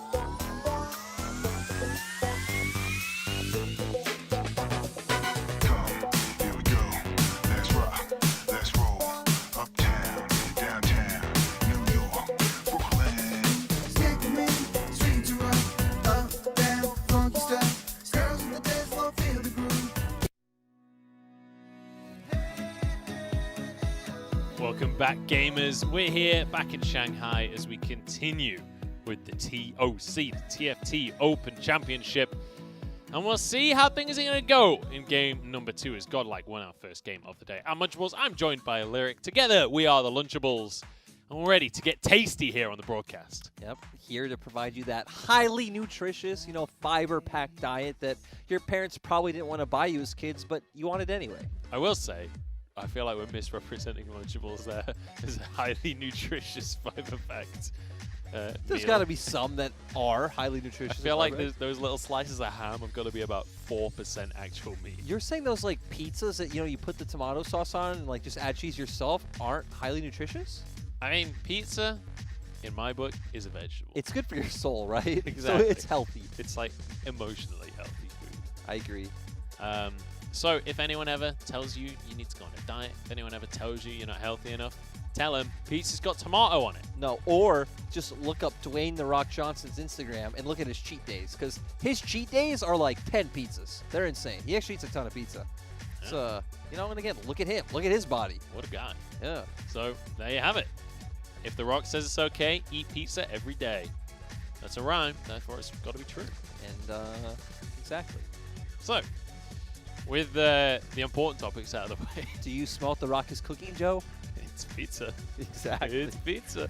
It's always pizza. Classic Dwayne. You're saying I call him Dwayne. We're on first name basis. I call him DJ. DJ. You only call him Dwayne? Oh God. Well, I'm his school teacher, so Dwayne Johnson. Get up. Detention. Anyway, do you know who else is going to be in detention at this rate? Who? Cheetu. Because he finished in 8th place in the first game of the day. It's not good enough. But that guy on our screen, Godlike, a.k.a. Ackerman, a.k.a. changed his name back to Godlike, is feeling amazing.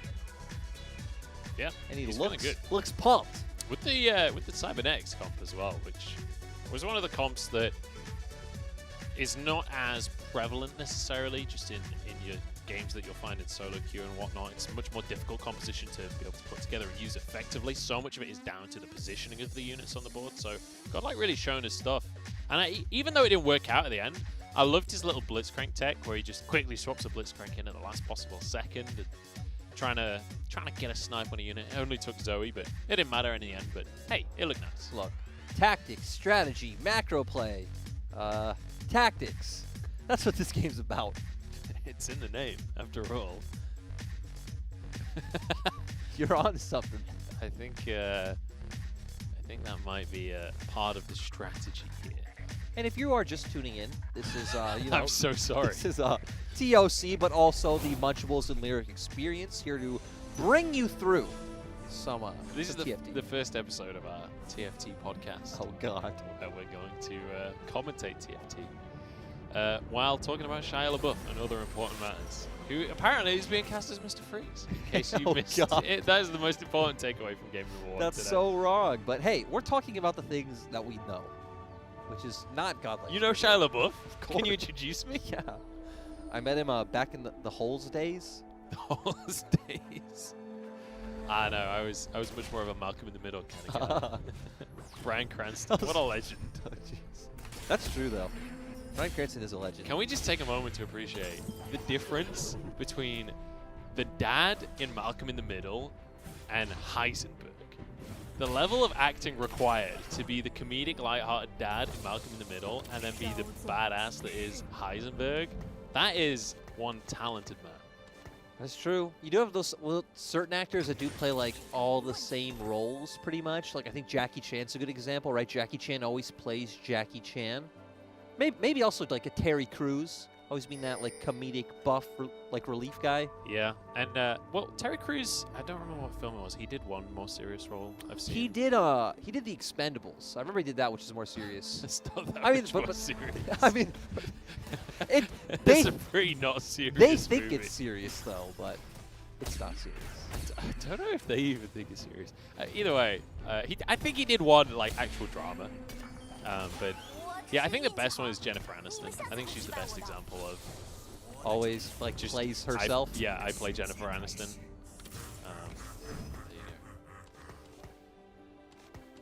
One thing I will say though is Godlike. He plays all kinds of different things. depends what the gods give him here in the Convergence. That is true. Again, he came in, said his favorite comp to go to is Astro Snipers, pulls out that cybernetic comp, crushes, The slaughters, old bait and switch. Everyone thought they could take him on his word. ravages everyone. Ravages, what a great word. I'm gonna steal that for my League of Legends casts. I like how I'm using like better word economy here than I ever would in LPL. That's because you have time to think about what you're saying here. That's LPL's a little more fast-paced. Although I will say, some of the mechanics from these players in these team fights, unbelievable. Man, I'm just saying, I saw a ton of great Scatter the Weeks last game. No, I saw, you know, I didn't. You saw 0 Scatter Weeks because she only uses Unleashed Power. Let's take a look at these. So, what are you thinking? Jiangyo. Jiangyo. Nailed it. He has 2 recurve bows and a tier, which is pretty great. And the Observer, clearly on the same page. He can go with something like a Master Yi. He can go with... And don't you feel like that's what he's signaling by already making that rapid fire cannon? Already getting spicy. Definitely leaning in that direction. We'll see. It could also go to a Shaco, so you could go towards Darkstar or something along those lines. I mean, there's still plenty of options available. The rapid fire cannon, great on the Yi and on the Shaco, but if you go for the Shaco, you can go for kind of a mech composition that still has, you can still use that tier, give it to a Victor, and set up with both of those carries. We'll have to see where he's going to go later on in the game. And I'm curious, though, to see most specifically what Tomato and Godlike are going to be able to pull off in this game.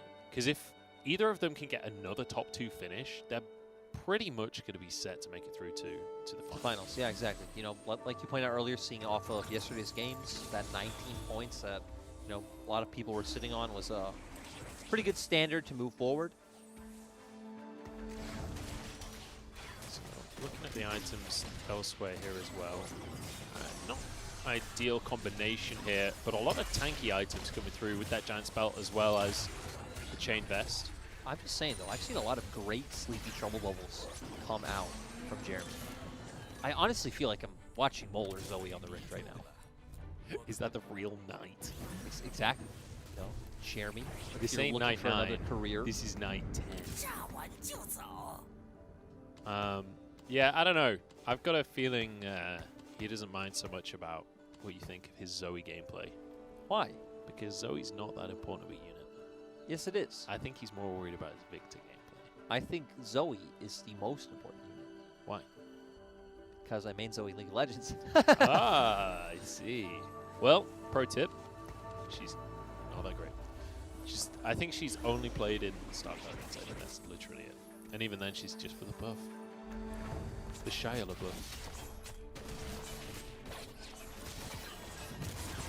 I couldn't laugh. Oh god, that was so bad. It was a good try, though. All right, let's take another look at the scoreboard here. Hushin looking pretty good on 100. If he can win this round, though, the Shen is going to do a lot of work. But I just don't think the Zaya's got enough damage. Maybe, though. Winning the 1v1. But the blind ruins everything. I actually hate those.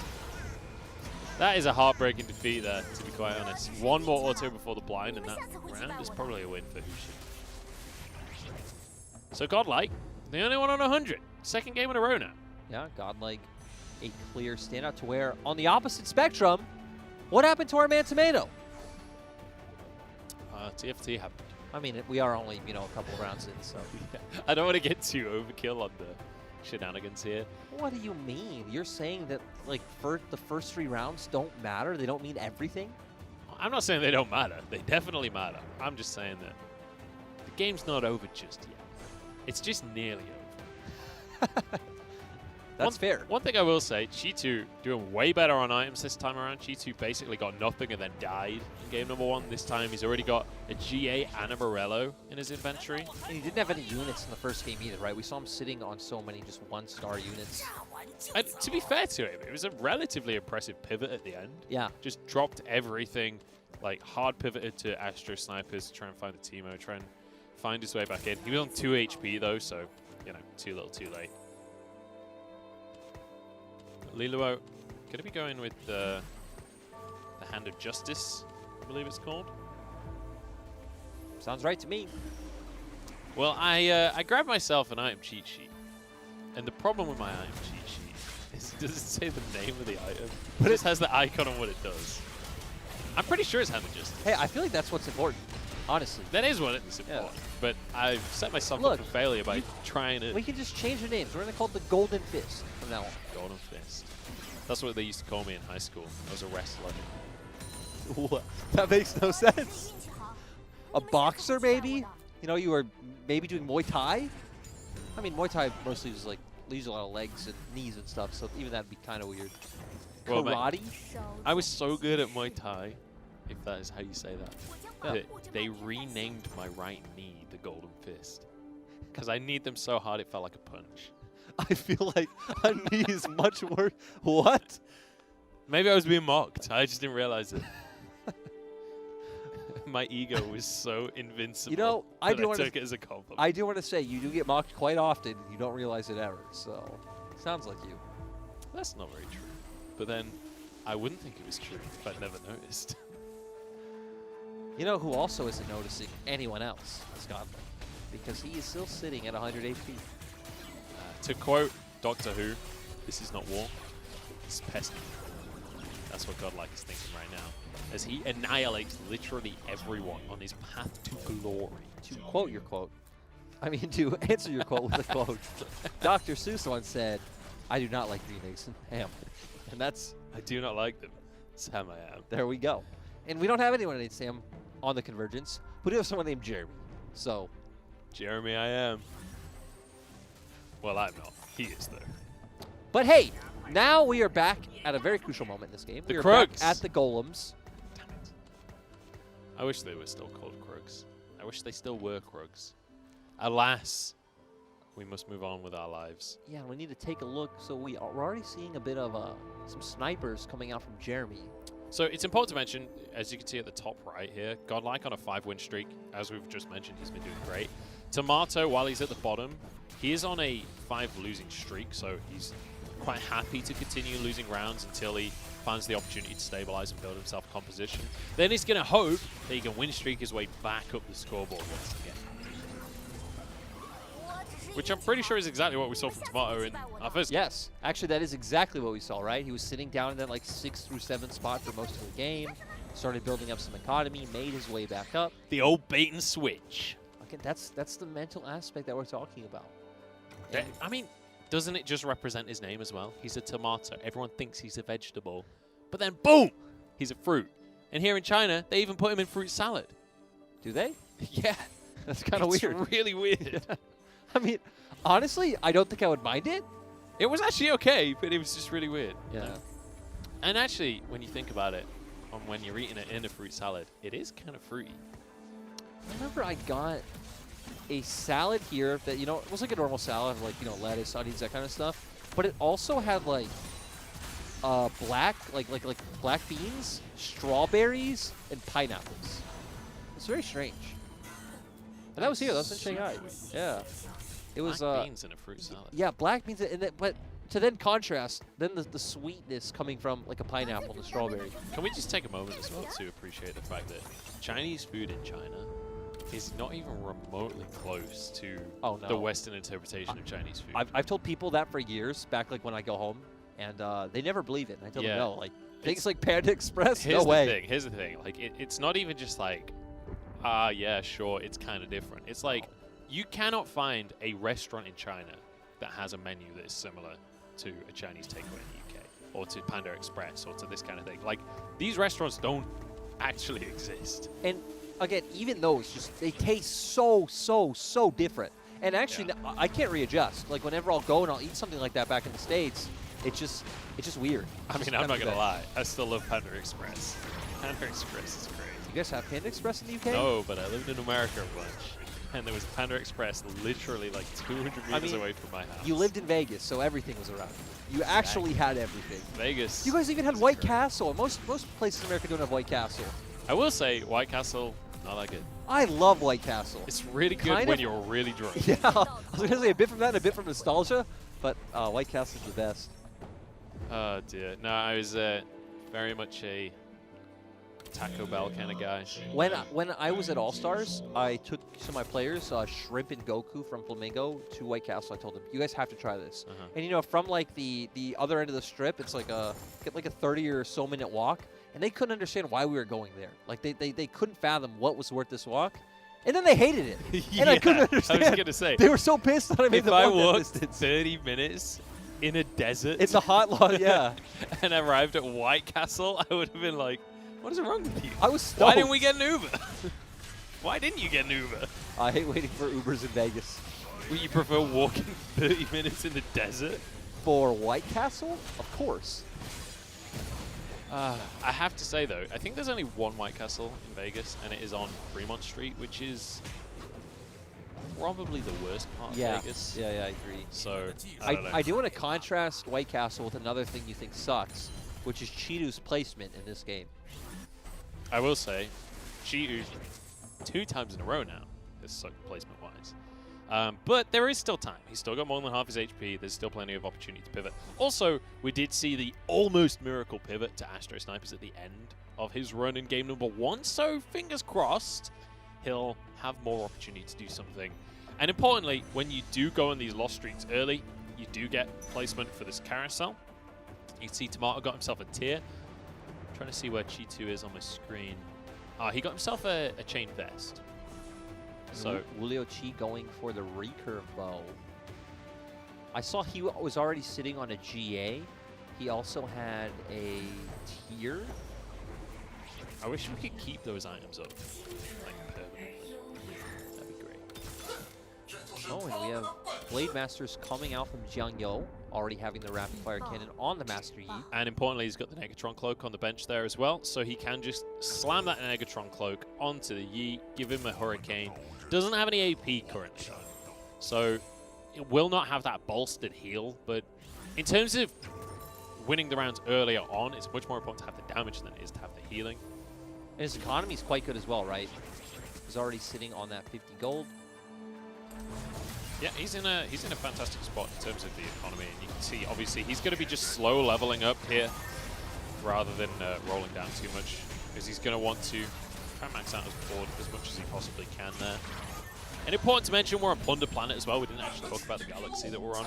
So you've seen the little blue coins on the board. For anyone that doesn't play a lot of TFT, it's just bonus gold. So economies across this game are going to be feeling a little bit more comfortable. You do get that extra free gold coming in. But I pose this question to you. If everyone... an Astro Snipers shop. Look at that. Nar, Teemo, and Jin. There we go. It's the dream. I don't think Hushin cares, though. But I don't think he's trying to go Astro. If everyone is more comfortable, is anyone actually more comfortable?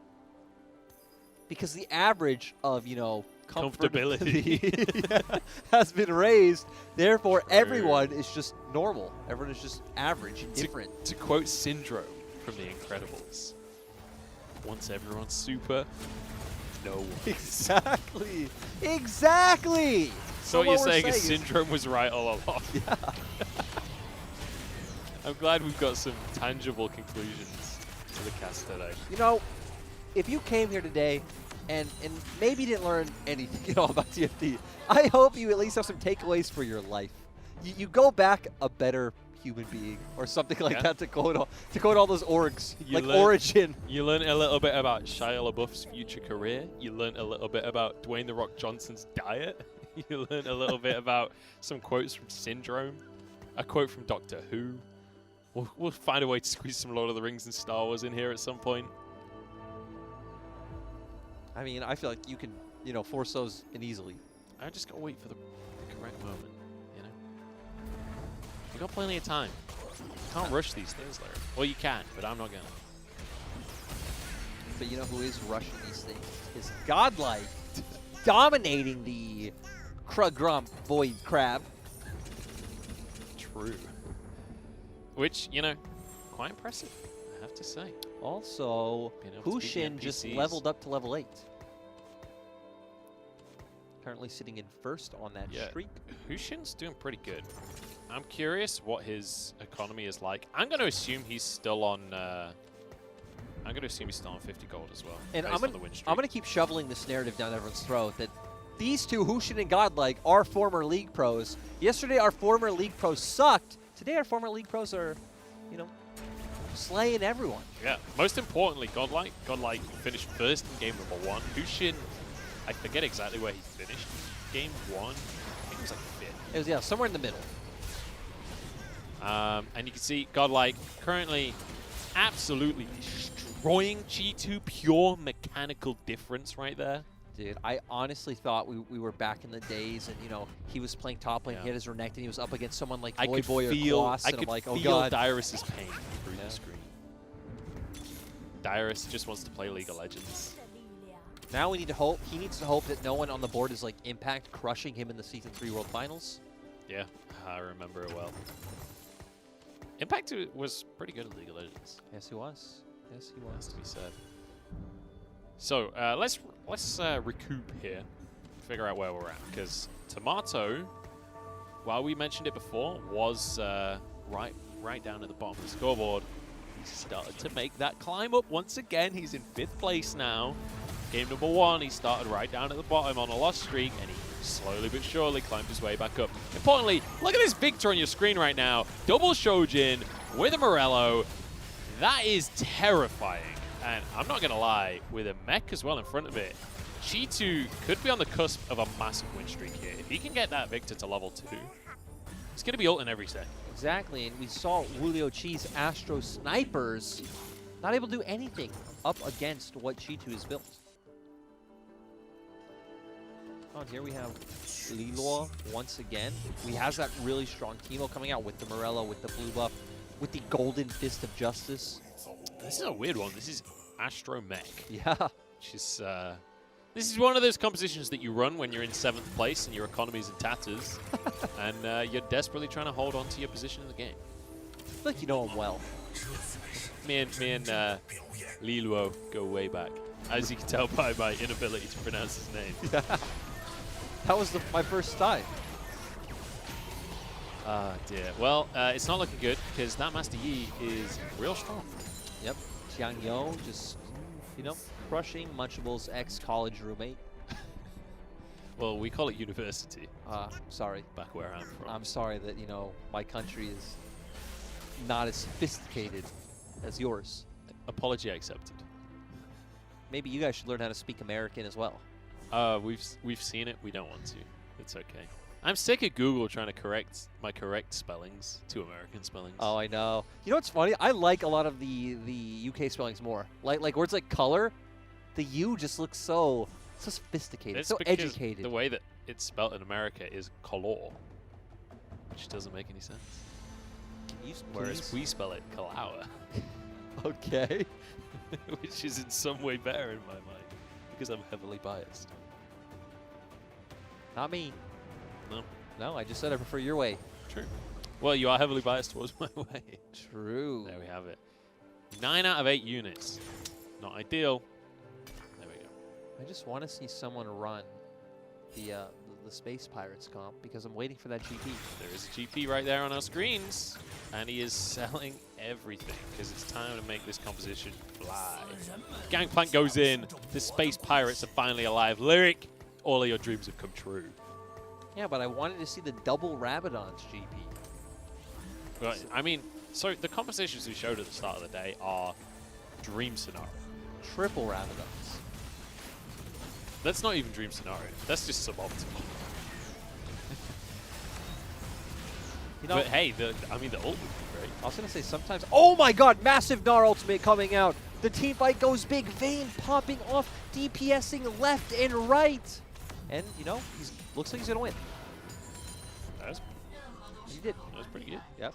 Have you considered a career in League of Legends commentary? You know, I'm a TFT commentator myself, so I try and keep the tone low. But I don't think I know the game well enough. Yeah. Whereas TFT. Yeah, of course. Let's recap where we're at here. Let's bring it back to the game.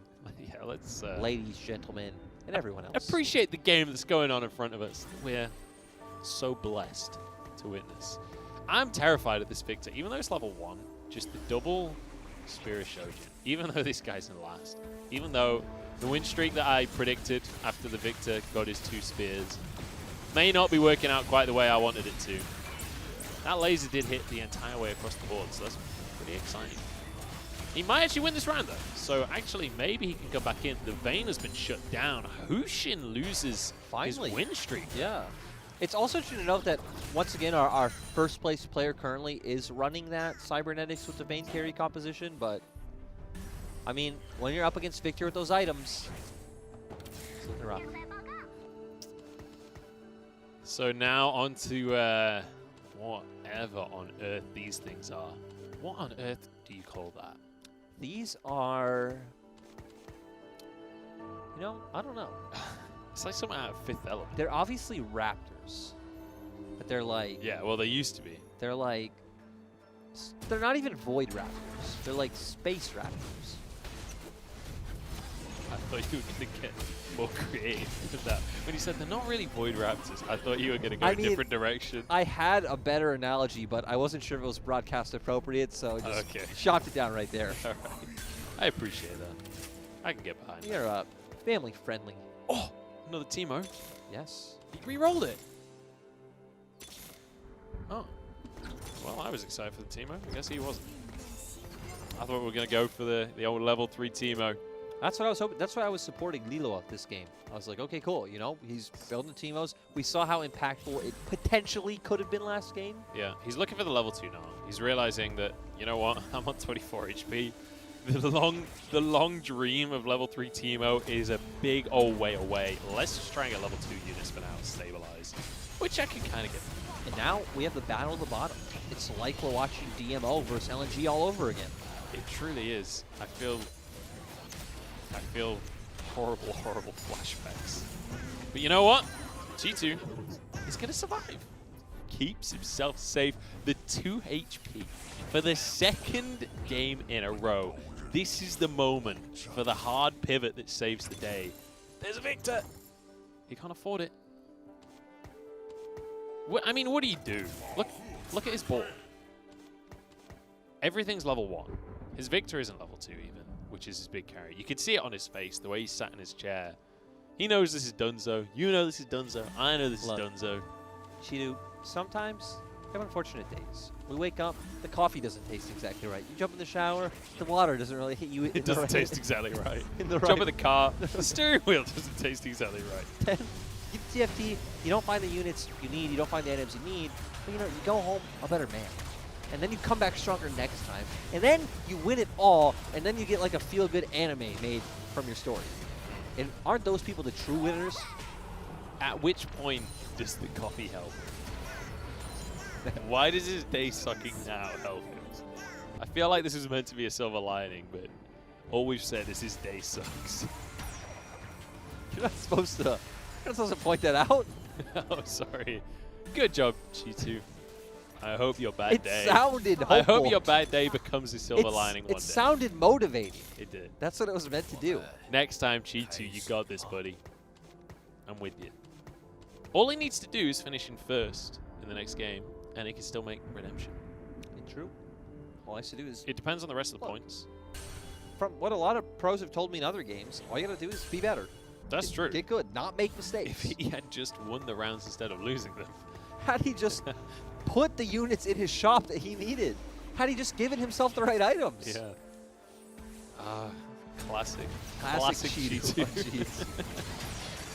So let's just quickly mention that once again, we have an exceptionally close lobby when it comes to health totals, except for Hushin at the top, who is styling on everyone right now. As this is an incredibly important round for Tomato and Lilo, and it's an incredibly close round as well. It's looking like Tomato's feeling good, but this Wukong, I think Xerath's got it. I think the Wukong probably goes down here. GA's already been used. It's our second contender down as well. And once again, it's... Lilo was pretty low last time. Yeah, he was also towards the bottom. So once again, seeing these players, you know, not find a good placement. And once again, my boy Wu Liuqi not meeting his goals. Not hitting the KPIs, not meeting expectations. So Hushin right at the top there, you can see he's got himself some pretty strong items towards going down that AD route. I'm curious what carry he's got right now. He's running the cybernetics with the vein. Okay. So let's have a look. Godlike on the screen here, who has a GP with a couple of buffs. Needs a third GP to be able to polish that one off and get himself sorted to try and win the game. And we could see that GP that you've just been waiting for, Lyric. Because I mean, it's not exactly the one I've been waiting. It's like the knockoff store brand one, but you know, I'm still ready to see it. Hey, he's got 2 upgrades. That ain't knockoff. That's like it's like, you know how you get phones these days? There's like the normal version, and then there's the Pro Ultra Plus version. Yeah. The Pro Ultra Plus version is like the level 3 Gangplank with double death cap and GA. He's just like the standard. Yeah. He's still like a flagship product. He's still an still 120 Hz screen, you know. Just maybe doesn't have 100 times zoom on the camera. You know, you just made me realize that I'm just being too superficial, and I need to, you know, enjoy things, you know, at face value more. Just enjoy the explosions. I don't know if I can enjoy Godlike going down, but I mean, still right now, actually sitting at 4th, so the points he would be getting from finishing 4th is 5, and again, would round out nicely to 15. Of course, still not out yet. He has a chance to get beat. Let's just remember as well, Tomato, once again, starts right at the bottom, lose streak, builds his economy, and then soars up the scoreboard. He's now in 2nd place. Tomato, it turns out, is our hero after all. Yeah, Tomato, Jeremy, and Godlike coming out on top. You know, ignoring Hushin, of course. Hushin is the true top dog. What? Look at this. We have winning probability. I don't know how we've calculated that, but we did it. It makes it look a lot more even than the health. If you watch totals LPL, right the now. Colonel probably did it himself and is making a guest appearance. Well, I'm not going to lie. The Colonel's predictions kind of suck. Not the greatest in the world. So I don't know. I don't know how convinced I am by this. The laser's not doing a whole lot. This Garen versus Garen matchup in the middle. Oh, it's a Nico, But actually. Godlike's Victor going down. Asol's just chilling this entire time, by the way. Asol just blasting everyone. I love watching Asol. It's hilarious. Godlike's out of there. I think he got top 4, though. Yeah. Going to be in 4th place. So, you know, with the 1st place in game number 1, 4th place here, he's still going to be all right with that. 5 points. So that's 15 points now in the bag for Godlike, which is still a very commendable positioning. Right, at this point, for him not to at least make the redemption bracket would be crazy. I mean, it would actually might even be physically possible with Lilo and G2. Yeah, with G2 and Lilo. I mean, G2 alone. Yeah, I think it might actually be a possibility. So now, see, this is what I was on about with the dream scenario, Gangplank still being possible. This Kane gives us 3 items. So theoretically, you could get a GA and a double death cap. Sadly, my man with the GP is gone. So yeah, but you know, I'm explaining my prior thought process. So you're explaining what could have been. I'm explaining the very basics of TFT. That's what I need. That's what we all need. Thank you. Thank you, sir. Thank you, Mr. Munchables. That's okay, Mr. Lyric. Well, I need to be called regional champion of the world, Lyric. Oh yeah, in case you guys didn't know, I'm actually joined today by not only a regional champion of CB LOL, but also a world's attendee coach. This guy, I cast this guy's team way back at IEM in 2017. Yes. Look, I know it's quite impressive. We played in play-ins. We finished last in our group. To get any further than that, so you know, it's a pretty big deal. Yeah. let's not beat around the bush here. This guy's a big deal. Okay. So I remember once keep it down. I was at an event with Coma, and I just felt like, who is this guy? What, Vinci's coach? Oh dear. Alright, we got 2 players left. Let's see how this one's going to go down. Because, you know, Hushin, he had the, 26.8% win probability. He was, you know, the TFT Colonel's favorite. But I'm backing Tomato. Because Tomato, he came from the bottom, made it to the top, as the video in the intro video, as the song in the intro video would suggest. started from the bottom and made it to the top. Now we're going to see what happens. The Vayne still pretty much untouched, but actually not quickly, pretty much slowly going down at this point. This is not actually close at all. Not even a little bit. Hushin's doomed. I see. Well, that's what we thought last game, but in the end, Godlike was able to reposition, was able to then come out on top. Anything is possible. Would you say that in the end it didn't even matter? Yeah. Would you say that he had to fall to lose it all? Oh God, please don't. You know, I still want to see Clement do some like early 2000s edgy rap. Yeah. Yeah. I can. You know, I can get behind. For any fans out there watching right now who also like LPL, please tweet at LPL, tweet at Clement, and ask for like an edgy 2000s Linkin Park like rap video. Where is that LPL tronic? Yeah, exactly. I want Clement to be the lead singer with his fringe down. I want Clement Clement to be edgy. with his guy liner, grimy, yeah, you know? black nail polish, the cargo pants. The Black Parade style. I will say, Hushin, he may have repositioned a little bit. He may have bought some units.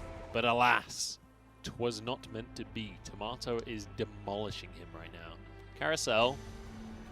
And this is one of those carousels where you're like, well, I don't think it really matters which one I get. I think I might be doomed. Redemption gets snagged away by Tomato. He's going to go for a BF sword. Which, Just look that's at a how, level 2 Janna. and again, he has the Syndra, so much damage, has the Nico that's so tanky. Munch, I just don't know who she can do. That could be for a number of reasons that I don't know who she can do, but I feel like it's just because he's doomed. I think he is a bit doomed. The Colonel still gives him 40%. I love how we're reffing KFC on a non-sponsored broadcast. It's like ingrained in my brain at this point to talk about the Colonel. Oh dear. Well, let's have a look. Let's see what Hushin's got. Because he's changed some things around here. He's got to pray that the Vayne stays alive and autos a whole bunch, basically. And actually, it might just be working here. ASOL's still going, though. And those units are falling fast. It looked real close for a minute there, and then very quickly stopped being close at all. Yeah, and Hushin is going to get, you know, one more chance to redeem himself, but it's more like... Yeah, he's just got a level 2 Zerus. It's not getting any better. I was going to say, this is more like that scene at the end of, like, a sad action movie where, like, the main character's, like, father, something is dying, and they get, like, they have, like, one more chance to say something that they want, but you still know it's over. You mean like the end of Star Wars? Where literally Darth Vader is dying in Luke's arms. Why are you spoiling? I'm spoiling a movie from, like, I don't even know how many years ago. When did Star Wars, the original trilogy, finish? The 70s. Oh, finish? I think it was the early 80s. I was going to say 80s as well, I think it was but I early was 80s. scared to commit to It that. was off the 84 or internet. something like that. I'll commit. I'll commit and get blamed for my lack of Star Wars knowledge. Either way, key takeaway, Vader was proud of him. Munchables, And that's what we spoils can movies. take away from this one, is that Darth Vader would be proud of what Tomato has managed to do here today. I don't think That was actually much closer. Yeah, I was just not going to commit to anything there because there was still an ASOL with a GA flying around on full health. And I don't think Vayne wins that one. Well, now Tomato, whatever we want to call him, is in a great position going forward. Yeah, he's feeling fantastic. Godlike now going to be dropping down from that first place spot. Whew. The competition is really heating up here, Lyric. And I'm excited for what Tomato has up his sleeves for game number 3. Because now we've seen these two different strategies. Godlike going with the early win streak, try and just destroy and maintain first place. Tomato going with the early lose streak.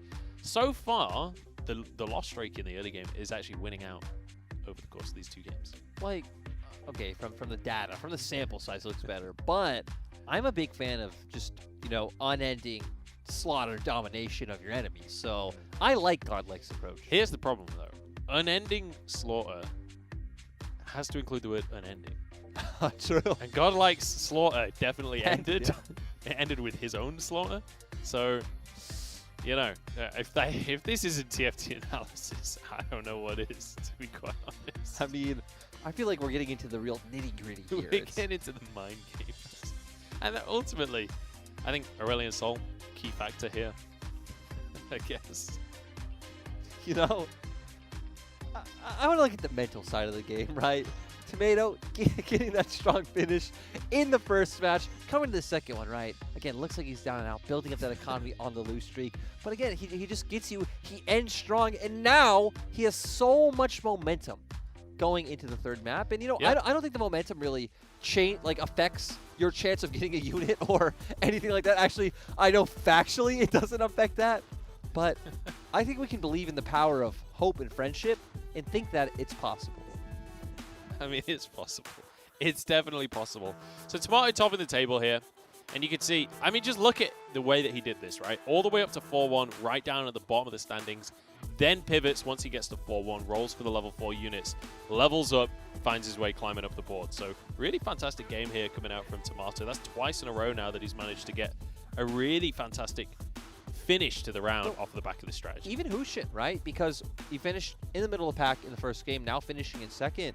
Also going to be sitting up in a comparable position to Godlike, and again, looking at least good enough for the redemption bracket, but a strong first place finish next game can put him into that top 2 spot. Yeah, absolutely. And that's the key thing, right? You still get 10 points for that first place, so it's very possible for some of these guys in the middle of the table to redeem themselves and climb up the standings. And importantly, even the guys in last, it's still possible to make it to the redemption bracket. They just need to have a good third game. They need to have a really good third game, but that's all that's required. And let's even highlight second as compared to like fifth, because second gets you 8 points compared to fifth, which gets you 4. So even a position like Hushin was just in that game is really massive to separate yourself from the rest of the pack. Yeah, the double Nara ult there doing so much work. And this was the moment where we saw Cheetu get his victor, and it felt like maybe it would be enough. Maybe this would carry him through, but unfortunately, it wasn't enough in the end. Godlike as well. With a really, really strong start to things, but things fell off a little bit later on. This ASOL mech plus Gangplank style didn't work out for him. No, but at least on this board we did see quite a bit of mech. You know, more than the first game for sure. So we did still see some teams trying to go towards that vein in the cybernetic composition, but still didn't pan out in the end. We also saw a lot more players actually be able to get the key pieces for Astro Snipers. Yeah, that's true. I will say we didn't see much Blade Masters in this game, in this lobby at all. We saw some really good Master Yi items early on. It felt like that should have been a really, really strong contender for this game, but I didn't actually see at what point he specifically fell out of the game. Yeah, it was early on. I think it was like 6th or 5th. When we were talking about something else entirely, and there was 2 players that fell out at the same time. I have to assume he was. We were talking about other things. I believe so. We're getting life lessons. That's true. To be fair, I'm doing you a disservice there, Lyric. We were talking. I have no idea what we were talking about. I've completely forgotten. So I clearly didn't learn anything in our life lessons. Tomato did though, and he's taken those lessons and put them all the way up to first place. 18 points on the board. Godlike as well.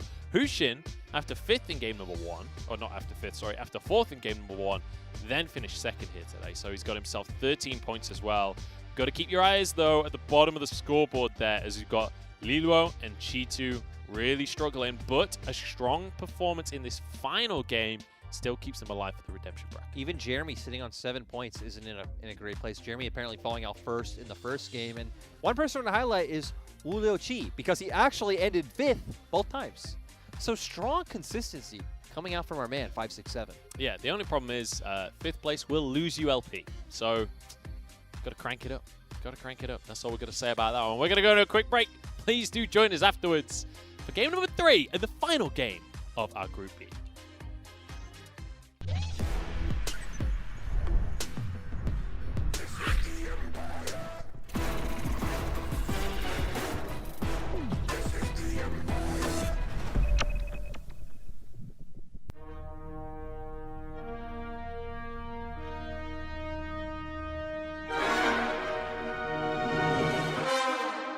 Hey, yo, everybody, this is TFT. Hey bro， 鸡蛋吗 ？Let's go everybody just let me。民族炫耀，我们是出秀，想到装备，全帮他们抢走。今天的手气不太 OK， 一起在被发配成队，快你的，不但还没装备，足不打死就全部赔了。天舞感区预感的第一号去被拖卡成弟弟，我们的战术极限有效，但是没有钱还不够肉。够大50块，这个历史死吧，没装备的异性就想刮痧，这个球我让我打一下下，我比我的对手，让他胡闹看我，就认靠皮皮草草，我的羁绊速度血量，爆出的是不会被断，找不出意外，不会翻盘，到处退场，有点遗憾，但气势不凡。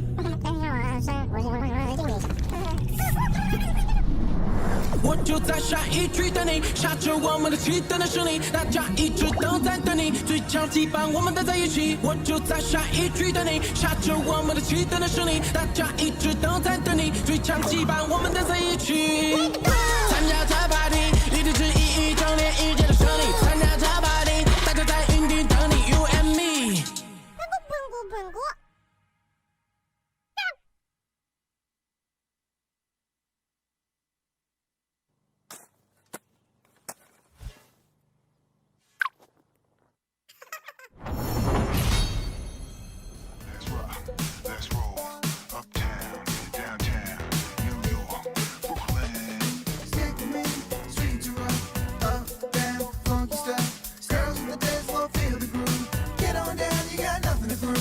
Yeah, let's get down to the funky sound. Saw you at the car wash, gave you a look, but I didn't say hi. Cut off jeans, oh my, one drip down your thigh. Saw you at the car wash, gave you a look, but I didn't say hi.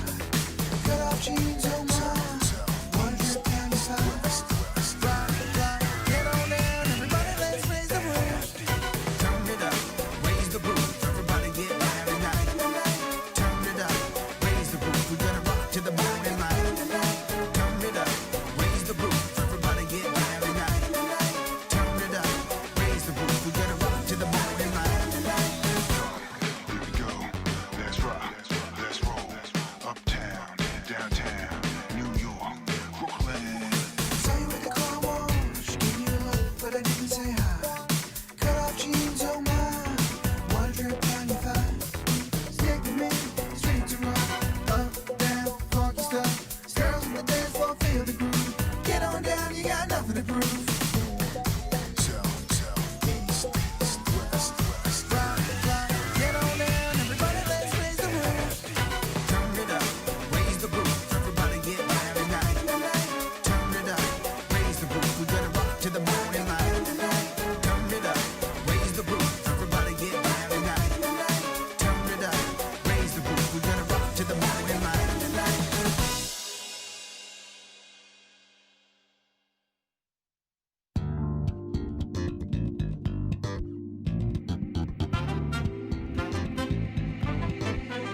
I know that you're good for me, and I know that I'm good for you. The things you would do for me are the things I would do for you. I know that you're good for me, and I know that I'm good for you. The things you would do for me are the things I would do for you. Get down, funk you up. Everybody get down to the funky stuff. Give it to me, give it to me. Give it to me, baby. Get down, funk you up. Everybody get down to the funky stuff. Give it to me, give it to me. Give it to me, baby. I know that you're good for me, and I know that I'm good for you. The things you would do for me are the things I would do for you. I know that you're good for me, and I know that I'm good for you. The things you would do for me are the things I would do for you.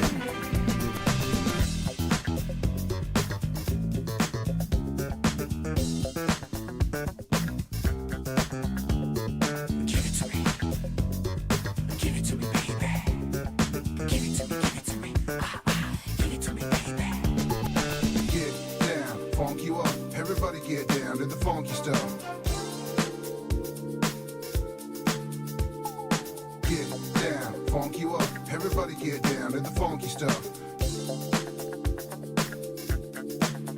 I know that you're good for me, and I know that I'm good for you. The things you would do for me are the things I would do for you.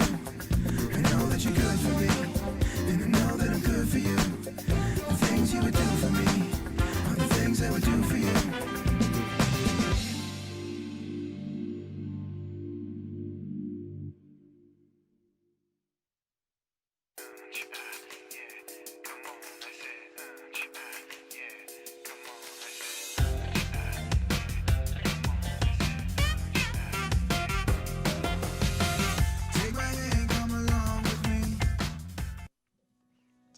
my groove on during the break there. That saxophone coming in at the last second. Welcome back to the TOC.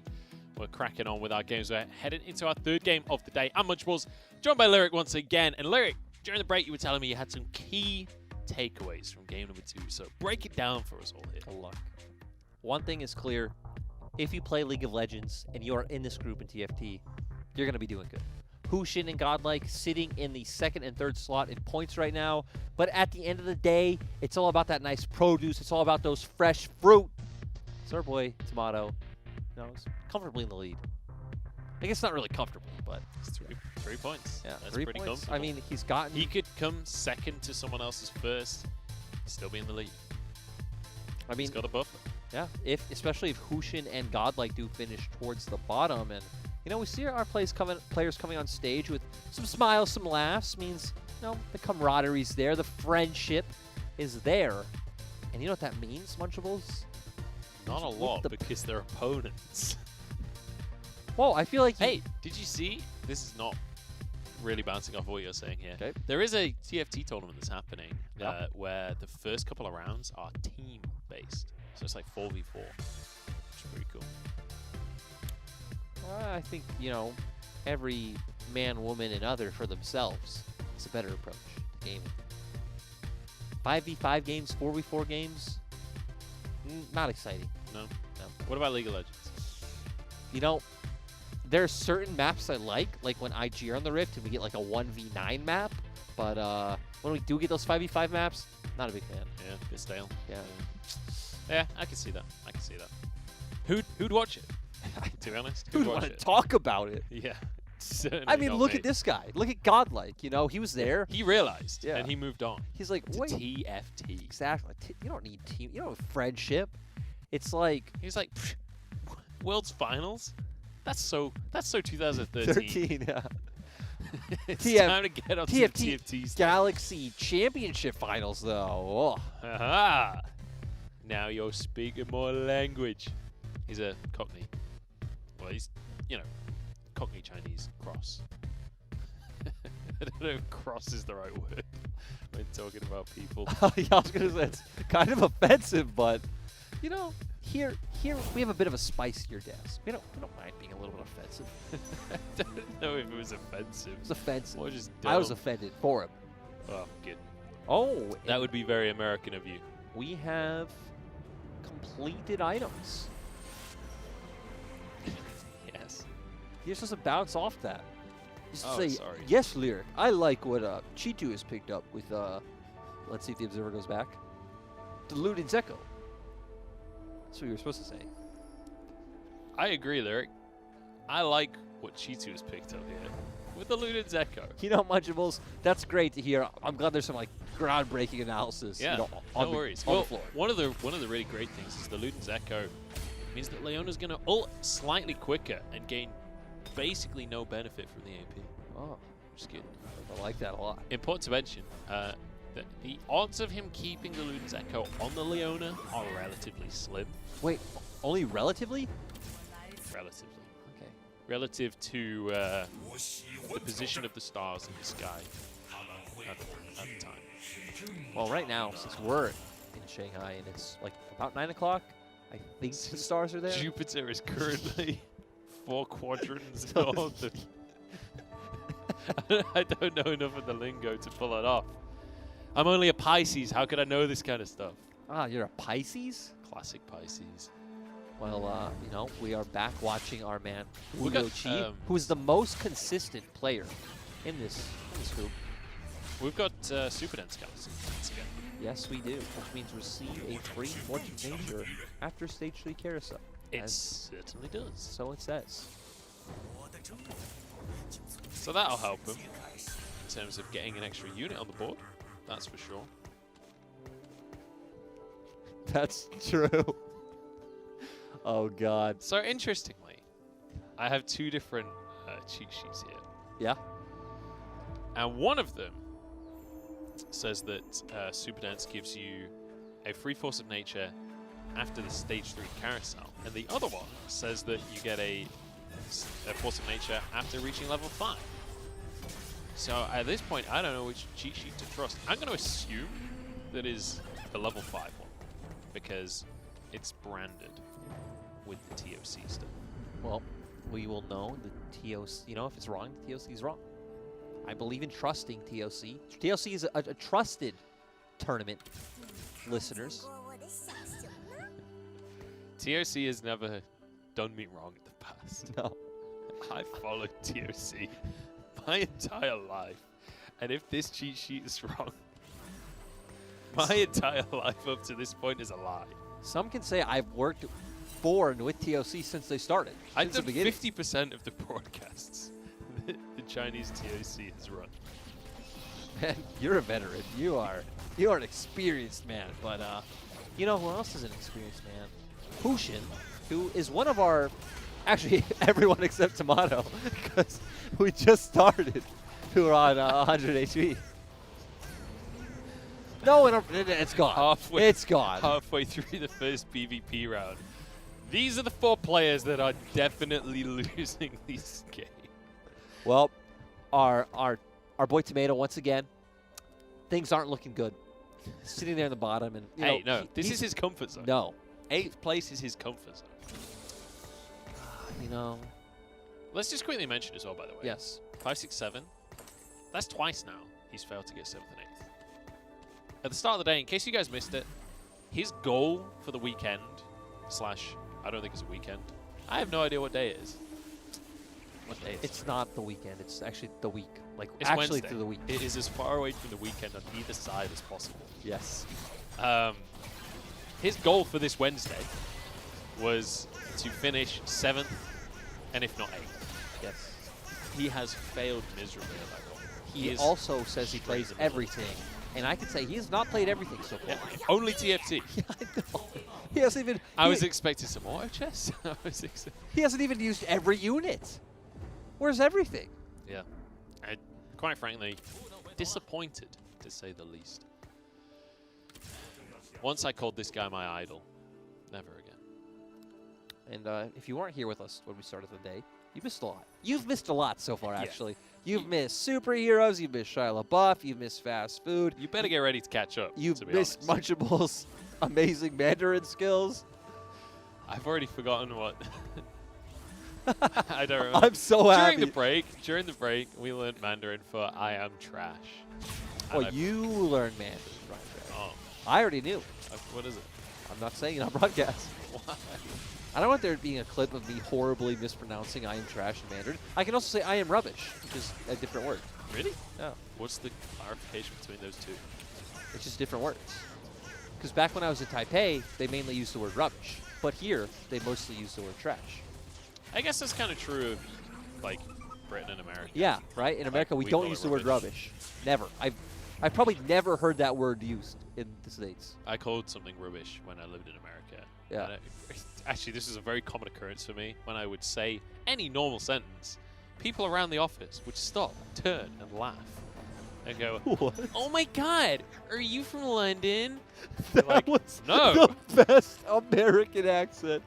Oh. No, I'm from Doncaster, that one place you've never heard of. But it sure ain't London. Why don't you ever do that on the LPL? That was a great accent. Thank you. You be English for the rest of the cast. I can't. Even if I wanted to. I remember when I did the Dagda impression, and I made him sound. Mean your pirate impression. And then I did another one, and then I did like a cowboy impression. I can't do Irish. That's fair. Well, I'm not Irish, so it's not the RNG. That's the best I got. That's what we tried to get him to say, to teach him to say RNG. Ah, Dagda, we love you. Give me some beer. is that Dagda or is that Gangplank? I thought they were the same. Grog. I thought they were the same person. That's Crackers, actually. Oh, okay. Whatever. Moving on. Let's quickly recap. So, Tomato currently in 8th place, but it's all part of the plan. It's part of the big picture. This is what Tomato loves. It's almost like his power spike is getting to like 50 HP. He's like the Yasuo of TFT. No. Not in terms of the actual unit that is in TFT, but in that he needs to get 0 and 10. He's literally the shot. He's literally the shot. He has a 0-10 power spike. Tomato, we're ready. We're ready for the pop-off. We're ready for the highlight moment that is going to be clipped and put on hype videos for future TOCs years to come. And we're expecting this legendary play out of Tomato that it rivals Ryu versus Faker Z. That's what you know. Maybe there's some people in chat watching from the other competing regions in TLC. You know, getting a first look at their Chinese competition, not composition. And I just want you to know, you know, Tomato, he's gonna destroy you. He's gonna go to the Galaxy Championship, and you know he's gonna fall to like 20 HP, and then he's gonna go on a 20-win streak. He's just gonna win. I will say as well, Wuliochi / 567 / Waluigi is what it looks like to me. He's currently in first place though, so maybe he's the one who's going to go international and destroy everything. He was the big brain. He was like, okay, I'm going to say I'm going to finish 7th, 8th, then I'm going to finish 5th twice in a row, get first in the last round, and then crush everyone. Make it. He wants to go on the redemption bracket because he wants to destroy more people on his road to greatness. I like that, actually. This isn't about the easiest route. This is about the most domination someone can place in their path to glory. You're saying it's about, so he's making a cocktail of tears, and you know he's making the trek up. I like it. Yeah. I'm just curious what else is in that cocktail, because some cocktails really great, a lot of cocktails really terrible. Yeah, I agree. Actually, I'd say most cocktails I have, I don't really enjoy. Yeah. But I'm a more fan of like expensive. Yeah. I have drunk some really, really expensive wastes of money before. Like, you drink it and it just tastes like the bottom of someone's shoe, and you're like, why did this cost me $20? That's the thing is, I'm actually fine with having Doesn't look nice. trash drinks or like trash beer, if I know I'm paying trash prices. Exactly. Yeah. But when you go to the happy hour 2 for 1 and it's like 2 for only $35, you're like, wow, what a great price. Yeah. And you know, as always, this is a family-friendly broadcast, so of course we're talking about things like like water and guava juice and. Liluo started the game by muting everyone. I just saw his chat at the top left and it was all white text. I can't read Chinese, so I could be wrong there, but it looked like so what you're saying comes up is when you mute everyone. The Chinese competitors are full of the bants. Yeah. There's nothing but bans going on right now. You can see them on the headsets, chattering away. I'm pretty sure that they can't talk to each other, but I hope that they can. That'd actually be really interesting. Can you imagine, like, if you could and you could just, I guess all you could do is be annoying, but still. It's like when you watch, like, card game tournaments, or, like, I guess virtual card game tournaments, and you see that all of the stages are set up in this 1v1 format where the screens are in the middle, but the players are essentially facing each other. Yeah. And with certain players, you see them, like, hooking their head over the monitor and just, like, wiggling their eyebrows or, like, you know, bringing signs and stuff to the stage. I'm sure you have. You've seen, like, Smash, right? Where they're sitting next to each other. Yeah. Yeah, like, I've seen where the Smash players are, like, talking trash while playing. You're just like, oh, my God. Like, to be fair, that kind of thing has been toyed with in TFT in, like, smaller regional tournaments. Not anything that's obviously leading to a World Championship, but just, like, having interviewers come and talk to the players while they're playing and, like, try and get banter going and that kind of thing. It's always amusing. Except when it's not.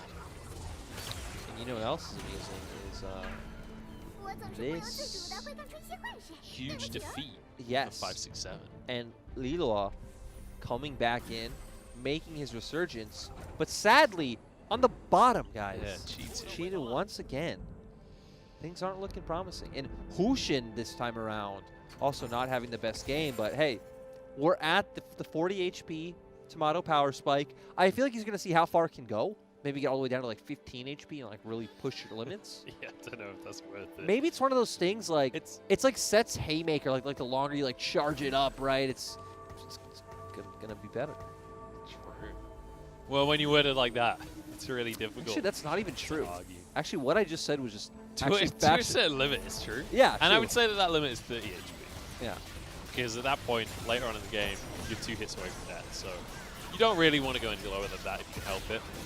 I'm expecting Tomato, if he hasn't already, to start power rolling soon, power leveling, to try and find himself a win condition.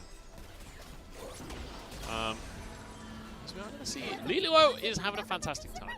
And I really hope he can keep this up. See if he can make it into that redemption bracket. So let's have a look. As we get to the carousel here, I'm hoping we can get our items on the left again. Oh, there it is. Look at that timing on that. So Tomato has some decent items going on. If he can get himself a tier, that would be ideal. Hushin got the Victor with Giant Spell, and he does have a needlessly large rod. Tomato got a recurve bow. So Hushin can make a Victor with Yeah, Morello. Hushin's looking good in terms of the items there. Tomato as well with the extra recurve bows. Feeling okay. So we'll have to see now. What do we get? We're going to look in the eyes of Tomato here as he rearranges things. Important to mention that, yes, he does have great items when it comes to that Master Yi, but it is a level 1 Master Yi. So there's another one. Just needs one more. If he can find it, he's going to roll on down. We've seen this before, where they can't find the level 2. It's such a huge upgrade if you can get it. So drop Ian on the board here. Rebels come in. He's not going to get the level 2 just yet. Going to hold on to a bit of gold. And just sell a couple of things for that interest. So it doesn't have the Hurricane, importantly. It doesn't have a recurve bow or a Negatron, so he's not. It's very likely he doesn't get a Hurricane at all this game. Master Yi somehow surviving on 1 HP there. It does finally go down though. I think Syndra's just. No, Syndra goes down. And you know, Hushin might have lost, but from what I've seen from today, and going into tomorrow, when I'm here again, I'm betting on Syndra players. If you get Syndra, I feel like you have a strong chance of maybe not winning the game, winning my heart. Because it looks pretty strong. Basically, what you're saying is, Tinder, every time, swipe right on the Syndra. Yes, exactly. Got it. So what you're saying is the TFT shop is essentially like Tinder. And by buying the unit, you are swiping right. Like, and by re-rolling, you're swiping left. So let's be honest, like super liking someone is actually like a negative. It's a bad thing. But Syndra is the one unit maybe sometimes you throw that super like one. You hope maybe this actually isn't a negative. Maybe she doesn't think I'm a creep and you just kind of go for it. I think it depends where you are as well. I think maybe maybe you could be seen as a baller by spending money on Tinder. You could have a whole profile where you're like stood in your Gucci gear outside of your Ferrari and all of that stuff. I feel like if you're rolling with that kind of vibe, you kind of got a super like at that point. It would be you look even like more baller if you didn't actually have any of that stuff, but like you went to a car dealership, took a picture in front of a nice car. Like, dude, you can go to like those photo booth places and they've got like fake Supreme stuff and all of that kind of thing. You could definitely fake it. There's probably YouTube videos of people already doing this, honestly. Well, Lunchables helping out all the nerds with, you know, meeting the woman of their dreams. Because let's be honest, guys, there's no other way you're going to get a woman. She has to be as superficial as can be. So, you know, go do it. Literally, with the life advice there. I don't know if I necessarily agree with it, but you know what? Each to their own. And I will say, if I'm ever going to give anyone any dating advice, Tinder ain't it. Maybe I was just projecting. Maybe you were. So, which is, generally speaking, I usually reserve that for projectors. Yeah. They are quite good at that, as a rule. But it does depend on the projector. I've had some projectors that are not very good at projecting. I've not seen anyone use a projector except for once in the past few years, and it was actually Mad Lions. We boot camped in their gaming house in Spain. So it was not the LEC one. It was like the ERL Spain one. The pre-LEC one. Yeah, exactly. EU Masters. And yeah, they didn't have like a big TV or a big screen like most teams did. They just connected a projector to a computer and put it on their wall. That's cool. Yeah. There's a really cool projector you can get. I don't know if anyone's interested in this.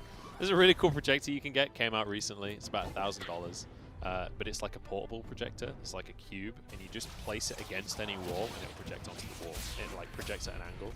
Can they project? Can they project on multiple walls at one time? No, but that would have been cool. The most cool thing about it, if you stand it on your desk and it projects in front of you, there's a sensor within the projector that means that the projection is a touchscreen. Oh, wow. So you just blast onto the desk in front of you, and it's a tablet. Oh, and that's it's got an insane processor, so it's actually a really good tablet as well. You can do like 2v2 games Look, and stuff. do I need this? No. But if you sold me on potentially buying something that I literally will never use, If you got $1,000 to waste and you want a cool gadget, this is the one. I don't remember what it's called, but it's good, I guess. that sales pitch was so great until the end. I feel like I'm probably not meant to sell projectors on the cast anyway. On the DOC product. Maybe I did remember what it's called, and I chose not to shill. We're selling products. We're referencing KFC. Look, guys. What more can go We're wrong? looking for sponsors right now. If you want this level of salesmanship. Hey, Tomato's hanging on here. Tomato's on 10 HP. Yeah, I mean, GA on Shaco, quite nice. Blade Masters coming out. Yeah, I mean, he's got the Master Yi, so you'd hope so at this point. He's got another Yi in the shop, but he's not sure whether or not to sell something. He could go and sell that one Fiora, but he's one Fiora away from the level 2 Fiora. But I am, honestly, I'd say worth. But he's waiting because he'll get 1 gold for winning the round if he wins the next round, and he can just buy the Yi, so he doesn't have to sell anything. So we'll see. So what you're telling me is like Wulio Chi is like 1999, 2000 Stone Cold Steve Austin, and Tomato is Vince McMahon, and you know he's gonna lose. What I'm saying is, it's him, Austin. Oh God. He ain't looking so hot. This Shaco is a little scary. Tomato is gonna hold on, just about. It's getting dicey though. Maybe. So this is gonna go one of two ways now.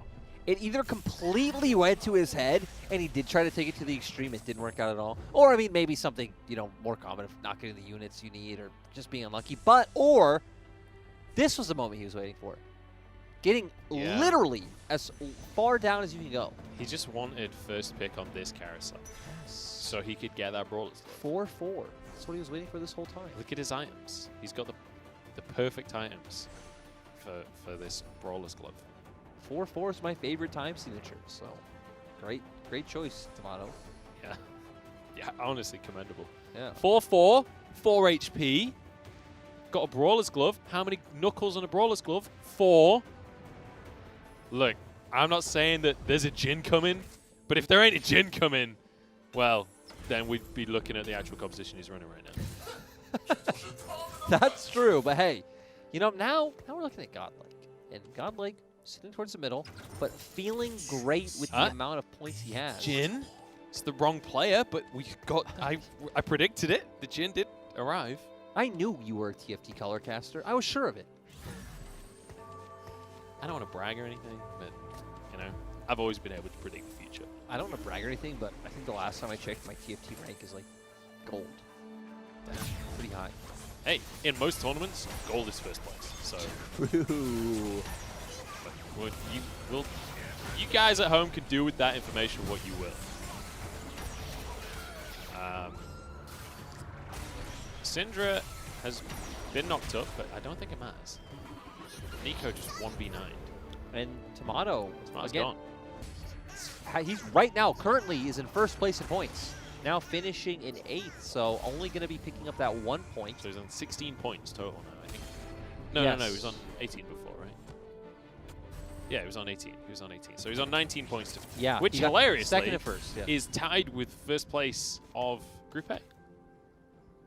So Tomato hit an exact average for first place. So it's really going to come down to how a player like Godlike does with how, who can end up potentially first in this group. Even Hushin, right, is sitting, I think he was sitting 1 point under Godlike. I think Godlike was at 15 and Hushin was at 14. So, but both Godlike and Hushin are towards the bottom right now.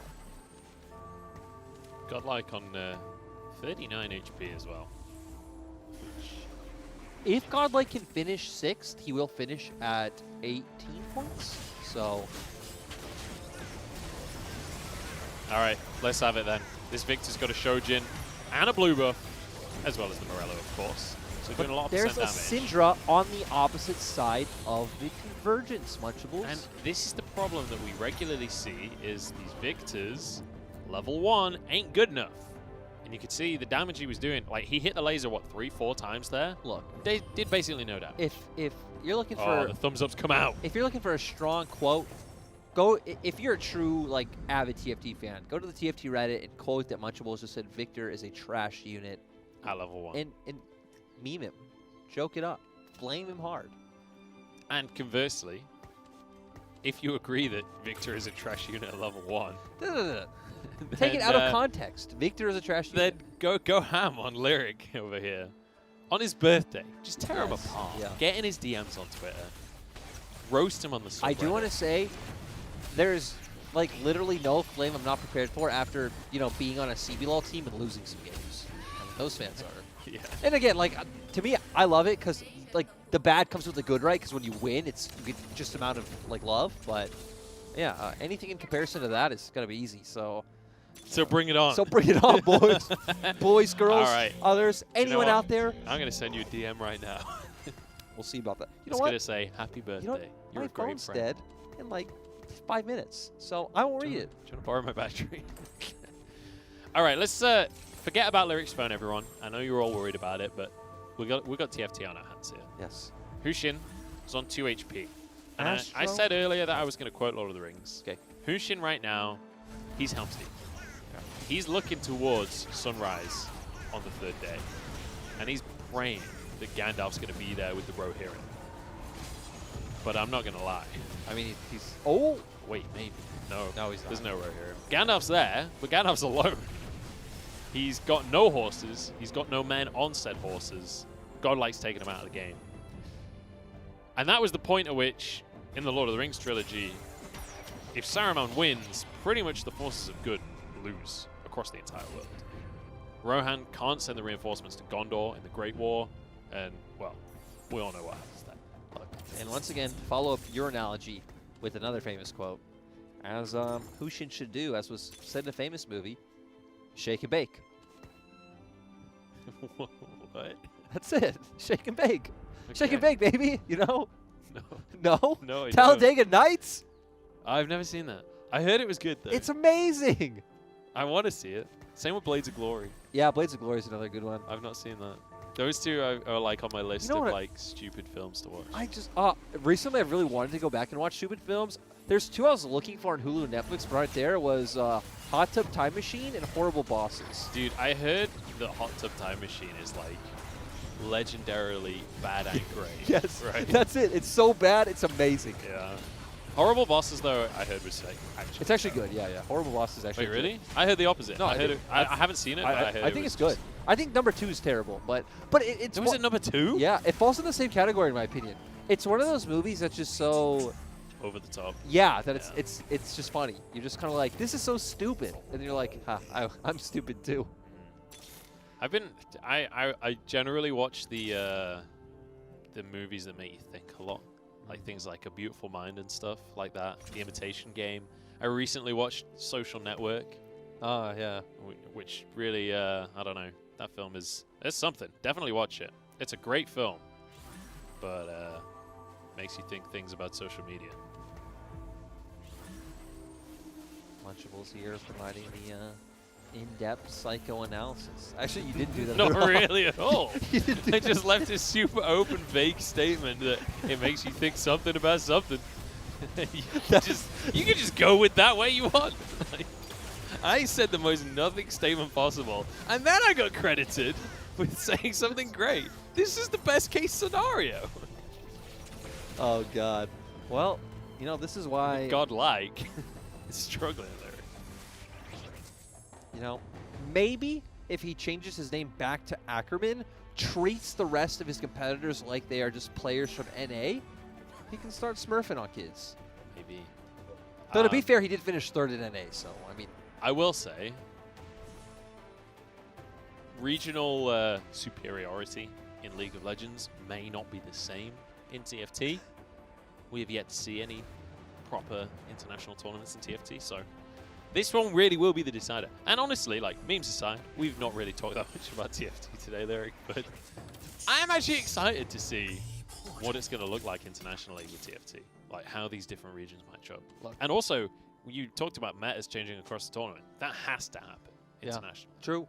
And that's, yeah, I think on a serious note, right, it's that obviously we don't know much about the high-end level of this game. even when I was watching, even again listening to Dagdy yesterday or watching the OCENA tournament, like the level of depth that this game has at the top level is actually insane. And seeing something like the Galaxy Championship, like a World Champion, where all these regions are coming together, I think is really fun. Yeah. It's like pretty much any game you watch, right? Like even if it's games you don't follow. Like maybe an example would be like Counter-Strike. It's like a game that anyone maybe can watch a big tournament of, and it would take something away from. I would do that for TFT, so that's gonna be cool to see. A game like Valorant in the future is gonna be like fun to watch as well, even though again not a big FPS player. Yeah, I completely agree. Liluo may not agree with you because he's not going to want to play TFT after that round. Let me tell you. Yeah, and I mean, the good things, right, is that Chitu and Liluo are still in this one because it's kind of funny that our top 2 from the last round actually finished 7th, 8th. Yeah. But I mean, hey, that's TFT for you. I was gonna say it happens. This is the thing. This is why we play 3 rounds, right? To qualify into further rounds. Because this is a game of consistency. This is not a game of winning one round and just high rolling. This is a matter of being able to play well consistently. Otherwise, it, doesn't mean all too much. So, good silence coming out here from the Shroud. It's going to head to the Jin. And it's all about this Teemo surviving, which he has not done. So I think that might be the end of Godlike's reign here. Shaco going to get back up, finish everyone off. Godlike's out of there. So Godlike finishing in 6th, so he will be at 18 points. So again, actually, he's positioned pretty well to finish top 2. It depends on if players like it depends who gets first. I was gonna say depends on if, especially if Wu Liuqi can stay and take this game because he would also be on 18. Jeremy's typed something in chat, and I really want to know what he wrote, but I can't reach out. I was gonna say, considering it's in Mandarin, good luck. Well, it wasn't in Mandarin; it was English characters, I think. I could read the characters, so they must have been English. But they were not English words. I don't know. Either way, we've got some canes out on the board, Odyssey style. That Dragon's Claw and would be real nice. Again, just to detract for one moment, if there is another thing that's a good takeaway from League of Legends is that I don't like seeing canes on the Rift, whether it's Spica, whether it's Kanavi, whether it's in TFT. This is the convergence actually. Oh, on the Rift. My bad. You need to be careful with that one because you're going to offend some people. That's the kind of wording that. But why is this a convergence and not a Rift? Because there are 8 different little galaxies converging in one place, battling it out, I guess. But I guess there are different. Yeah, they go to different arenas. Like this is a woodland look, and now he's jumped out. But to why the can these Iceland? not just be considered separate rifts? Because it's not the rift. But what is a rift? It's where the summoners are. Did you not read the lore like that they pretend it doesn't exist? I feel like anything could be. No, actually, because I love the old lore. I did. Yeah, I love the old lore so much. Oh, the Summoners of War, like. Yeah, this is how they decide diplomatic stuff. I loved it. Damn, this Syndra is going nuts. See ya. Well, you've just been outplayed. Yeah, Wu Liuqi is not looking too hot. He's discovered what the R button does. He might be in first, but that doesn't mean anything. No, it doesn't. Also, not right now. It does. An update on all of your guys' favorite player, Jiang Yo, is sitting on 1 HP. I know he's been a fan favorite for a long time, so we will keep our eyes on him. Yeah, ever since back in the day. Ever since about 2 hours ago.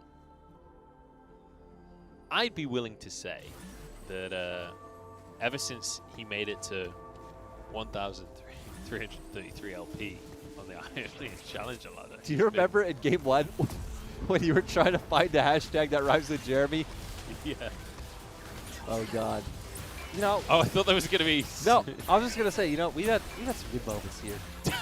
He got memories of an hour ago. Yeah. We're reminiscing Game 1. The amount of things that have happened on this broadcast. It's been a pleasure, Multiples. It's been a journey. It really has been a journey, hasn't it? But you know what? I wouldn't have had it any other way, Lyric.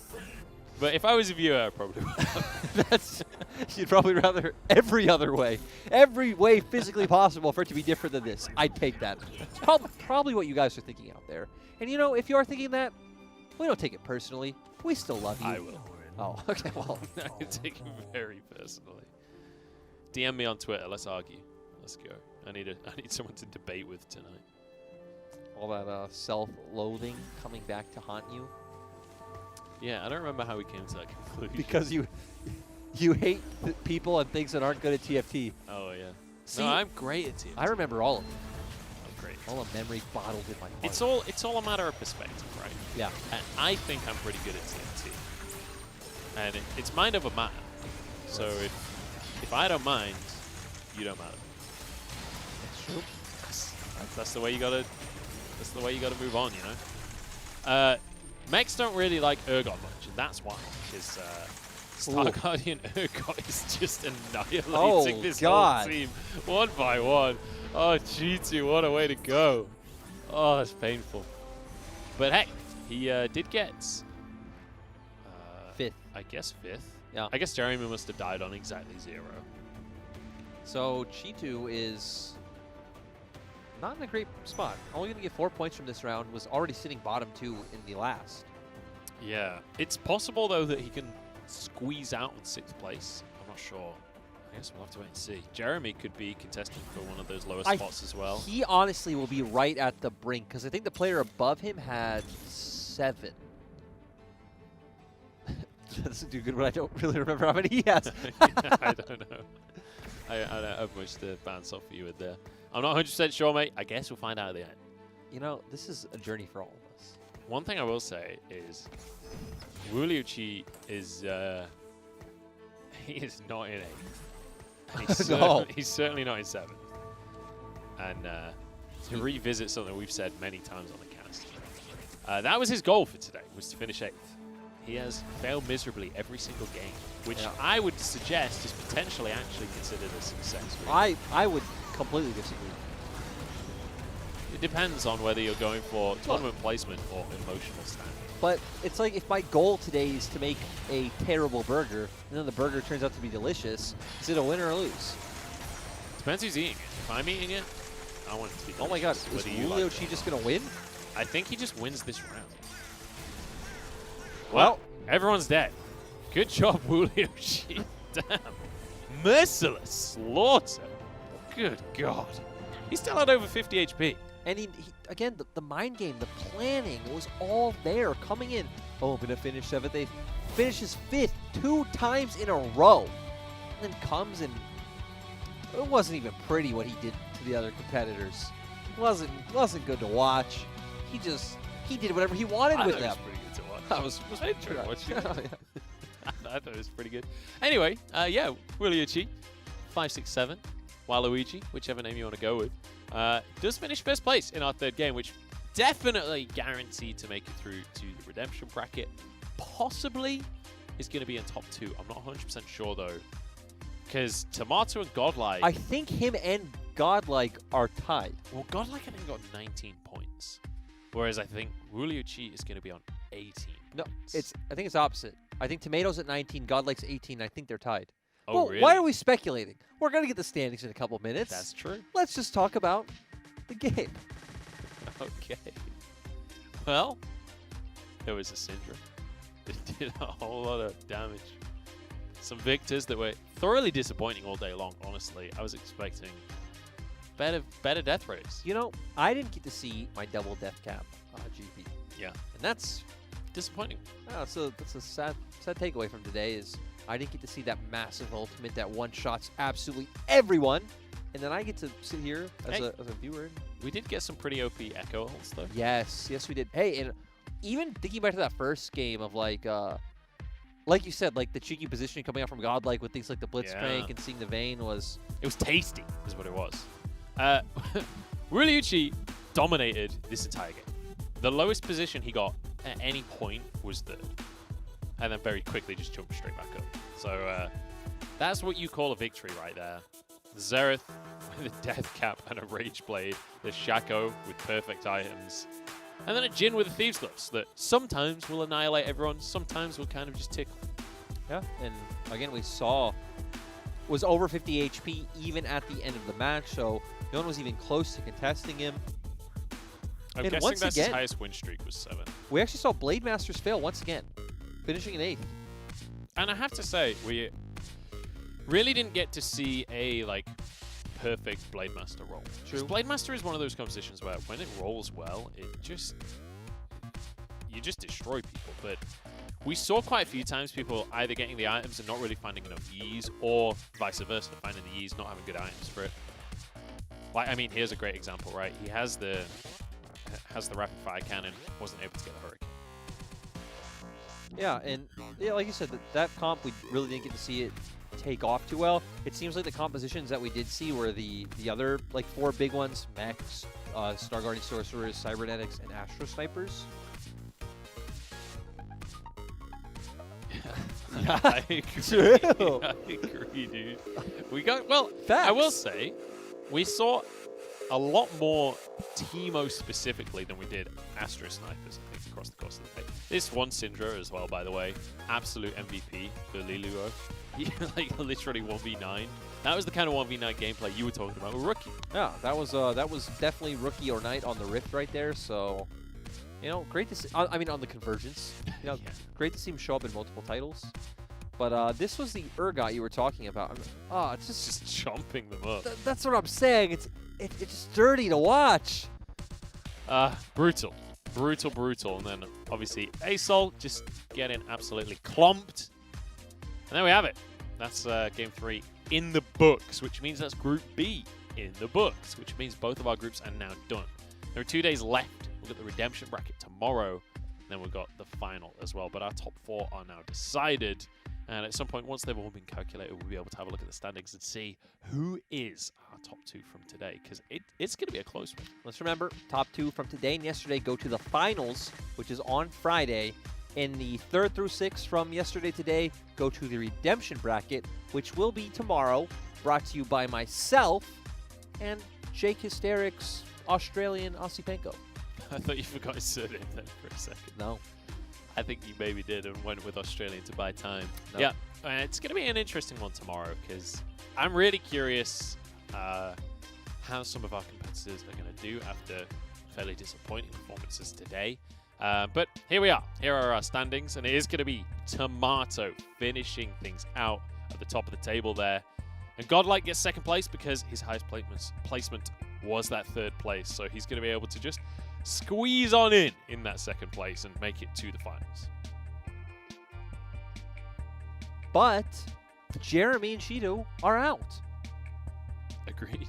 And isn't that what, Jeremy was the underdog that we were all rooting for. We were creating hashtags for him. We were believing in him. We were putting our faith in Shido. I mean, life's tough sometimes. Shido had a rough couple of games, especially to start things off there. But League of Legends players fared much better today. I They mean, did. it wasn't hard. You literally had to finish above 7. You just had to not lose every game. Yeah. That was the requirement. Godlike, he surpassed that. This is the tiebreaker rules for anyone that wasn't following there. Because of the 3rd place, Godlike gets to skip up slightly and get into that 2nd place, meaning he gets through to the finals. So very nicely done. And as you can see, it's explained there. So then, the qualification for the actual championship is going to be on Friday, as Lyric said earlier on. That's going to be our finals. But tomorrow it's going to be the redemption bracket to see who the other 4 players that make it to the finals will be. Yeah, and, at least looking at today, I think there's some clear favorites going into that. Players like Hushin looking quite good, having that chance to step up. Yep. Players like Wulio Chi, obviously he just won a map, so these are 2 standouts I'm looking towards tomorrow to, take the whole thing. And I feel like Wulio Chi as well was kind of baiting us a little bit. Came in with the mind game, said he was going to get a consistent placements throughout, then finishing off with a win as well, getting stronger as the day went on. And that feels to me like a real metaphor of how he's grown as a person over the time he's been in the tournament. Well, I feel like that in itself is also a metaphor for how we've all grown over the course of this past 2.5 hours. You know, we all came in as strangers, me, Munchables, you, the audience, the players, and now we're a big group of friends, family. The camaraderie's there. Players are going to the final. Players are going to their redemption bracket. History has been made. Yeah, and will continue to be made over the next couple of days. And I feel like we've become friends, Lyric. This is the first day we've met each other, but now I feel like we're brothers. I feel like maybe we can go cast a different title together, actually. Yeah. Maybe some We League of should Legends. cast some League of Legends. Yeah, that'd be fun. We've made friends with you guys in Twitch chat as well. Thank you for joining. I hope so. Oh, God. Maybe we've been eaten alive, honestly. There's a very real possibility. We didn't talk that much about TFT, but I feel like that was more to spare you guys. Yes, it was. I could have tried to break those turns down, but I don't know. I don't think you guys would have liked it. I used to cast Hearthstone. I know what strategy viewers are like. I hope you're just leaving now realizing, you know, the most important takeaway of today, that Shia LaBeouf's probably going to play Iceman. So, have a good day. Yeah, that's one takeaway that we can go with. The show's not actually over just yet, though. So if you could not throw to the end of the show just yet. My bad. Yeah, that is one of the takeaways. Dwayne "The Rock" Johnson likes pizza. Eats pizza. And you're just going to have to trust us on all of this. We have no evidence for you. But I will say, it has been a fun day. I've enjoyed the chats. I hope you guys have actually enjoyed the conversation we've been having. Tried to give you some backstory on the players, at least to some extent. I'm excited that Godlike as well had a good performance here today. Even if he didn't finish in first place at the end of things, like, he still had a great performance. I'm still excited to see what's coming up for him. He's still going to finals, right? So It's going to be nice seeing him on the last day. And actually, you're going to be the one who gets to talk about him again, you and Dagda. Tomorrow, though, we'll be brought to you by me and Hysterics. And like Munchel said, we hope you enjoyed today because guess what? Tomorrow's going to be more of this, and you're going to accept it. All right, well, we've got a winner's interview over on the stage, so I'm going to cut this one here and head over to the arena once again and see what our winners have to say. Hi guys, this is Wendy for translation. And we have invited Tomato as well as Godlike.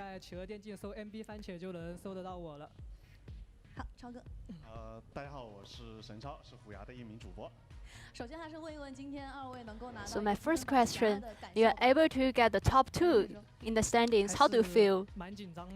I'm quite nervous. Maybe I think I'll either get the top 1 or it's in the place. And for me, I think in the game 1 and 2, I'm very lucky. And I'm very happy generally I'm able to get into the finals. And actually previously for TFT competitions, online competitions, so how do you feel about playing in the arena? I think I'll be more nervous because actually at home it's a very comfort zone. And for Godlike, previously you're a pro player, so do you more comfortable with the playing on the stage? Actually, I'm very relaxing. I just try my best and not caring about the result. And for Tomato, you have chosen Guardians in the game 1 and 2. So do you think it's a very strong synergies? I think it's based on the items. If you have the suitable items, it will be very good to choose the Star Guardians. So actually in the ranks, I always face against Star Guardians. How can I handle with this? I think Sword of Stillness is a very good item to counter Star Guardians. And also for Blitzcrank is a very good champion to handle with Star Guardians.